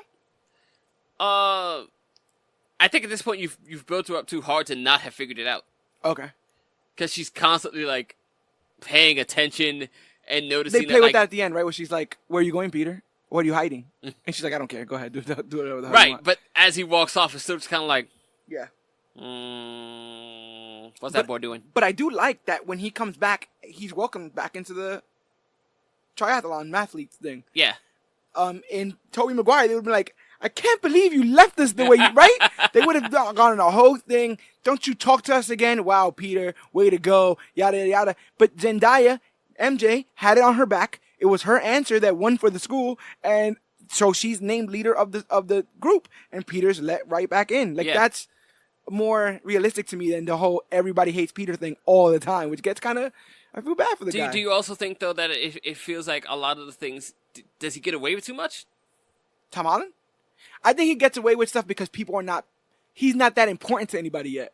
Does that make sense? Right. Where MJ put a lot of importance on him in that early trilogy for somebody she didn't really care about. Sure. And so whenever he had whims, she'd be like, "You can't believe what? You were just with Flash in his convertible ignoring me 3 weeks ago." Because now there's a lot of discussion that like, not a lot of discussion, but like I saw this in one review and I thought it was interesting from a channel called High Top Films. Okay. Where that's a good channel. Yeah. He discusses that like a lot of things happen that Peter does not see consequence for. Okay. The fight at the ATM at the bank happens, and a dude loses his entire business, and there's no consequence, and he's still friends with the guy. Oh yeah. He gets in huge trouble with his mother that has no clue where he's been for days. Yeah. Who is a grieving woman who just lost aunt. Yeah, widow. Who is a grieving widow who recently, at least seemingly recently, lost her husband, and still not really any consequence for it. Yeah. He dips out on his school trip, basically goes AWOL, an issue that would have been highly punishable in any situation. And everybody just walks him back in. And suffers, welcomes him back in. Nobody suffers consequences. Maybe it's just that charming Tom Holland, bro. The teacher seemingly still has a job. Yeah. Tom Holland's one charming dude. That's all I got. That's all I got to say about that. Okay, so I agree that there is a lack of consequence, but I also feel like that's it. I feel like today's world is like that. I feel like today's world is outrage 1 minute and then the next minute you're on to something else. And I do feel like whenever Peter shows himself to be unreliable, instead of harping on how unreliable he is, people just go to something else. They just go do something else. Right. Which is how this world works. Like, somebody ghosted you. Back in the day, somebody ghosted you for a date. You were miserable for the whole week. Right. Now somebody ghosts you for a date. You swipe up Tinder and you're back on, you understand? Right. Things just keep moving. And I feel like maybe that's what they were trying to go with that. Or like I said, maybe the other thing they're just trying to go with is Tom Holland is incredible, charismatic, and hard to hate guy. But is there anything else you want to talk particularly about this film here, or do you want to start talking about Spider-Man's future? We go into future stuff. I feel like a lot of this has been explored. The only thing I'd probably go to quickly is, it's nothing to do with, but I thought the Flash Thompson issues were silly, but I guess that's just people are really connected to their wholesale original depictions of these characters. So I'm half and half on the Flash Thompson thing. Okay. But I do think that my opinion has justification. Sure. Because I do not mind the casting nor the portrayal of Flash Thompson in that film, because the idea of a bully evolves. Yeah. That's just life. And that, when I heard that take on it, I was like, that makes sense. Like, yes. Like, our bullies aren't exactly the hulking jocks, not so much anymore. I've never had a problem in high school with the jocks. They were over there. Person, yeah, they're not even paying attention. They were busy practicing football. Exactly, as you do. But you would have a problem with somebody in your direct context and competition because they were on the same team for stuff. My issue is that because he was casted that way, I feel like we never get Agent Venom. I don't think we ever were. Ever? No. It looks cool, though. It's like an alien Punisher. And I would have liked that in the other movie, but... With, they had another Flash Thompson and Andrew Garfield, but it was Joe Manganiello in, Oh, yeah, no. I wanted Agent Venom with Tom Hardy. With him being a soldier. That was the movie I wanted. Yeah, he could have been a soldier, lost his legs. Yeah. Stuff like that, yeah. I didn't have any problem really with the Flash thing, but I'm really interested in seeing how it goes forward because in the comics, Flash is a humongous Spider-Man fan. Right. And so it always makes the conversation with Peter always awkward, and they seem to be going that way in the movies. Yeah, absolutely. When you see him, he's like, I really respect Spider-Man and whatnot, and then he says something really mean to Peter. He's like, what up, dickwad, or something like that. And Peter's just like... Exactly. If you knew. Yeah. Is there something... obviously, this is going to be a multi-layered cake that they're making. There's supposed to be 3 films. It's supposed to be a 6-film deal with the Spider-Man guy. The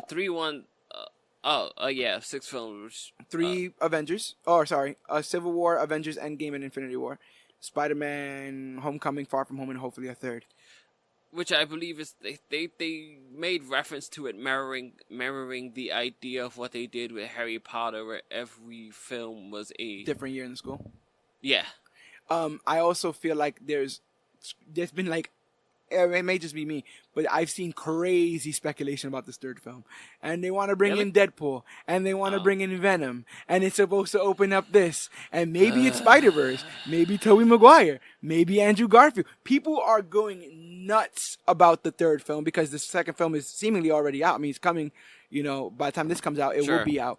But people are already going past it. And the 2nd film is already opening doors that people are just going haywire with. I'm like, you guys need to reel it in a little bit. Yes. You guys are setting yourself up for failure. Yeah. But let's talk a little bit about Spidey's future. What do you think? What do you think this is? Do you think this Spider-Man franchise is missing anything? If so, what do you think it's missing? Or if you can put your own sprinkles onto this franchise, what would you add going forward? I don't know. I think I think Tom Holland is really down for the role for a long time at this point. Yeah. So I'm interested to see that. I would like to see them do something. I wish you could last long enough to have them do what Dan Slott eventually did, which was not make him such a loser for so long and actually be able to use that intelligence for something. Yeah, like Parker Industries. Exactly. But I don't think we'll ever get that far. Yeah. Because I feel like you almost still have to go through, like, the broke Parker stage. And it's also weird because you can do that, and he mostly did that because he has his own book in the same way that he has his own universe in the Sony films. But I feel like if they start to make him his own man, he might resemble RDJ too much. He might resemble that Iron Man character too much, and that might be what they want, right? Because if I think Tony it's Stark is almost gone, what you want if you actually intend for the Miles Morales tease to mean something. Okay. Because then he would have to become that person on some level. Do you think the emergence or birth of the Miles Morales Spider-Man character means the death of Tom Holland? Not initially. No? Not initially, but I think it'll make things difficult. But I think you can also sort of swap them out. Yeah. I think you can find Spider-Man in a different place. Wildly speculating, I guess. That's what we love to do here on this show. Yes, like it's kind and of then deny it when it doesn't happen. It's a major issues trope of his own. Yes. You could theoretically put yourself in a position where we can completely, especially since he's gone so far in his adventures. Yeah. You can find yourself in a position where you could essentially future Foundation Peter and have Miles be the guy on the ground. Okay. Yeah. Because it's really it's so difficult now to really like lower Peter Parker back to that standard. Yeah, the higher and higher his profile becomes. Thanos. Yeah, the higher and higher his profile becomes, the less you're gonna start seeing him as a friendly neighborhood Spider-Man. Right. And then that needs to be taken care of. So, there needs to be someone on the ground in the neighborhoods. He punched Thanos, and then he punched Thanos again. Yep. And now we're dealing with supposedly magical superheroes from other dimensions and elemental villains. Yeah. Massive elemental villains. It's like, we have gone so far from friendly neighborhood Spider-Man. As a matter of fact, they go to a point of poking fun at that in the trailer, right? Absolutely. Where he's like, I'm just a friendly neighborhood Spider-Man. And they literally say, bitch, you've been to space. You've been to space. Put that on a shirt, bitch. You've been to space. But yeah, it's going to be hard. But yeah, I do like that. I like that idea. I want more villains. I want New York littered with just... But maybe also if he's gone that far, you do speed it up and you just go like, is it a big departure from what they've done? Yes, but we've also had 5 other Spider-Man movies and we're trying to do things differently.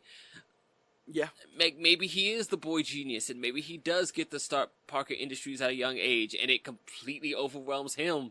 So he has to have a Miles Morales that can, Yeah. Help him with help with some of the groundwork.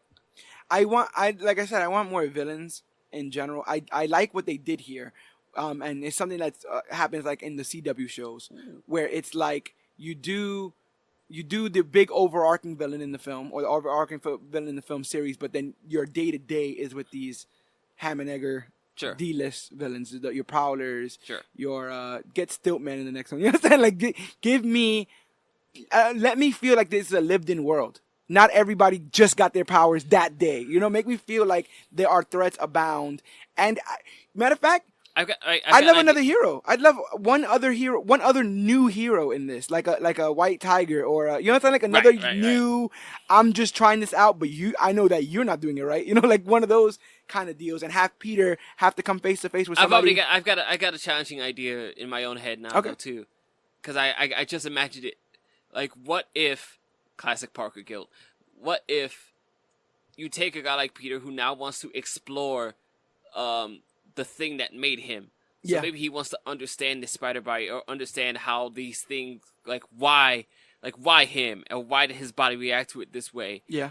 And in this seemingly understandable and completely like logical process ends up creating the spider that gets to Miles, and now Miles is created him. I dig that, and that also mirrors the Tony Stark Yeah. situation in a bit, where it's like I just wanted to make things better, and I kind of made I things just worse. wanted to understand myself. Yeah. And why. Yeah, and now I have this guilt because now this person is out there with the machine gun, and if I don't make them the best hero that I can make them, and ultimately want them to be better than me, which is a bigger, right? That's a bigger overarching thing in the narrative of this franchise. And well, I mean, not even so much like I don't want it to be so direct that it's like this kid got bit by the spider. I need to make him a hero, but like, I need him to understand what just happened and try to not and try to make sure he doesn't make all the mistakes I made, even though he's probably going to make all of them. Yeah. How you feel about the rumors that they might be gearing up for Silk to make her on-screen debut? Would it be the same Cindy? I don't know, but for those of you who don't know, Cindy Moon is a girl about the same age as Spider-Man who is bit by the same spider that bit Peter, and instead of living a luxurious life, she is locked away in some sort of facility. Yes. And then eventually comes out, and because her and Peter were bit by the same spider, there's some weird pheromone stuff happening where every time they see each other, they just start making out. Yeah, can we not do that? You don't want like a half-naked woman in webbing clothing for the beginning, the first half of that film? Especially if it's just going to be another teenager, and that's just weird. Yes, it is. Speaking of which, I've been watching Euphoria on HBO. Zendaya's in that as well. Lots of drugs, sex, and rock and roll. I hear that's trippy as heck, and I don't need that drama in my life. It's lots of drugs, sex, and rock and roll, and I'm just like, man, I don't want my kids going to high school. Like, what's going on over there? I'd rather watch Chernobyl and just deal with that sort of drama. Put that on a shirt. I'd rather watch Chernobyl. I'm telling you. Let me see. What's my wild speculation? My wild speculation is we're not done with the Skrulls, bro. Skrulls are coming to Spider-Man. Oh, man. we're doing this again. That's my. This is my old tin hat. I just blew the dust off of it. So he's just mad at that Captain Marvel didn't turn out to be one. It was the 90s. I get it. You didn't want to fit in too much stuff. There's a theory going around that Nick Fury may not be who he says he is. Is that so? That's what people are theorizing. And if he isn't, that would make a lot of sense as to why he'd be like, hey, this is my boy Mysterio, or this is Mysterio, and yada, yada, yada. And bitch, you've been to space. Oh, the Mysterio from, that the Nick Fury from Far From Home. Yeah. Okay. The kind of Nick Fury that would trank a kid in Europe. And so that would be interesting. That would set up a lot of cool things in the future. Maybe Nick Fury gets shot at the end of this film, and then he turns into a Skrull, and we're like, what? The silly thing I saw, which was like, it was this weird theory that tried to tie back to Age of Ultron. I know. We but like it wasn't born yesterday, all right? Or it was just a really silly thing that like may have been a complete oversight or whatever. Because he has the line in Captain Marvel where he says he can't eat a sandwich if it's cut diagonally. Yes. Which is exactly what he does in Age of Ultron. And someone was like, I'm just like, guys. That is funny. It's got to be. So this is supposed to be the ending of the MCU Infinity Saga, as we know it. Weirdest cap off ever. And supposed to be. It's like that TV show where the climax of the big thing you've been following happens the episode before the last one. Yes. And so this is supposed to be the send-off of that phase of films, but also supposed to literally bust open the floodgates for the next world. For the next world. And you don't do that, I don't think, without some obvious breadcrumbs to comic fans. Because while the regular fan may see something like Oscorp and be like, oh, that's a cool building, we're like, oh, you understand? Every little breadcrumb to us, we're going to see to its possible conclusion and be like, okay, they're like, oh, you know, they're doing a space exploration and they found some rock that got some goo on it. You know, which by the way, I think it was really, and which may not have seemed like the plan to a lot of people, or maybe it wasn't until later, I thought was really smart because you allowed Endgame to have its climax and exist within its own, exist within the weight of its own moment. Yes. Because everyone expected for those doors to for those breadcrumbs to be laid out during Endgame. Right. But it had enough. Which I disagreed with. I disagreed with vehemently because I felt like, no, like this journey needs to, this ending needs to be definitive? Not, I won't say definitive, but like, its weight needs to be carried on its own. Okay. I agree. I didn't want to feel at the end of Endgame that they were like, and in the next one, like, no. So you want to know yacht, Deathstroke walks up. Yes, no Deathstroke League on of the our yacht. own. Like, no, this was the big climax. This was the big moment. Let the weight of it envelop you. Yeah. So now we end it.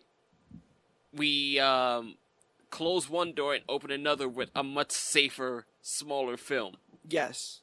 Which they've technically been doing for a while when you see of the little Easter eggs they put in, like Ant-Man and the Wasp with the Quantum Realm, which eventually became a whole plot point somewhere else. They can hide these seemingly bigger breadcrumbs in movies that people wouldn't think they would be there, and then play off of them in the beginning. But like you said, I think that's incredibly meta, this idea that like the Avengers are gone and the only one left is seemingly Spider-Man.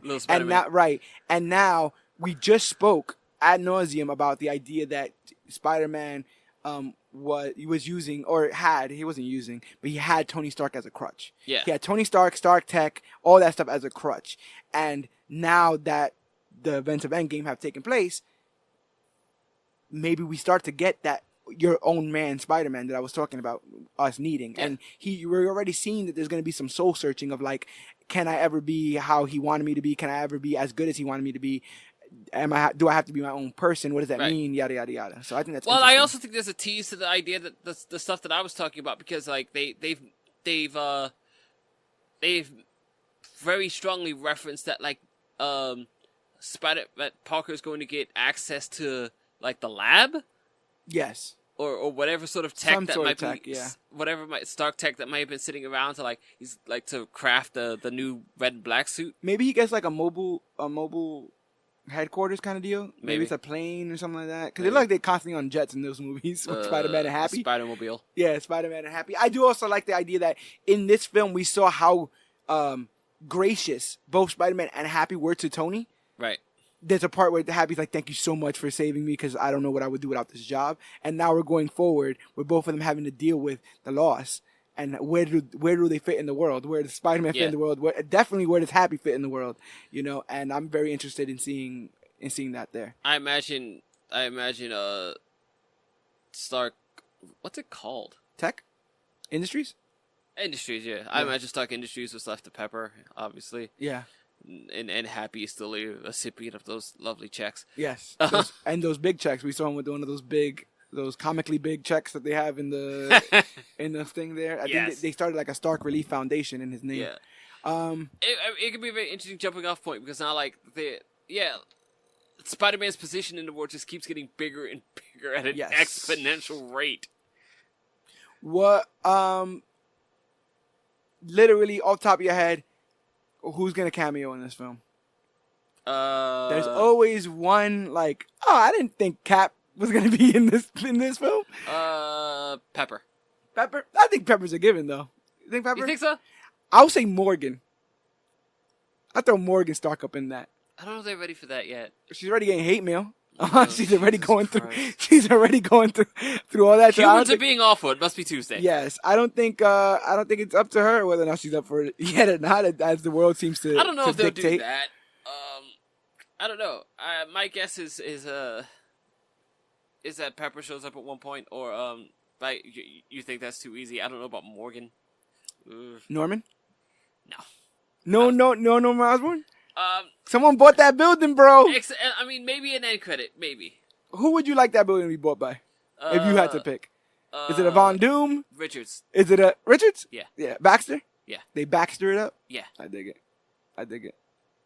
Yeah, because he's a no good lying Baxter, so that makes sense. Oh my god. I would damn, there's so many doors, but so many opportunities, but I don't want to guess too crazy because I don't want to be let down by my awesome movies that I make in my head where Goku shows up halfway through and he starts collecting everybody's energy. It's a thing, but or your massive Patton Oswalt Star Wars Marvel crossover. I freaking love that. I should add that to the end of this podcast. But no, I totally dug all of that. And like I said, they did have a post-credit scene with setting up the Sinister Six, so they might be going in that direction in this next film. But we will see. I had a hell of a time rewatching this film, though. Like I said again, I do like it. It just I think I'm it's hoping just for a a really little bit fun more. film. Like every once in a while, I can just enjoy like this fun little Spider-Man film. Yeah. Um, And the thing is, I garnered so much emotion for Cap okay. that nothing moves me as much. Really? It's honestly because I know what he's thinking without him having to say it because they've laid out his character motivations from the beginning. Sure. So maybe in this next film, because I know Spider-Man from Homecoming, I could be like, oh, you know what I'm saying? Where at this point I was getting to know him. But like I feel the weight of his guilt and responsibility. Like he sort of got this thing he wanted. Like the thing that Peter Parker wants is just to take this pretty girl to the dance that he's really crushing hard on. Yeah. And he has to rip that own moment away from him because he has to. The responsibility is he has to go stop Toombs. Yeah. That was heartbreaking. And you whole, see like, it on Liz his face Allen, where he's just like.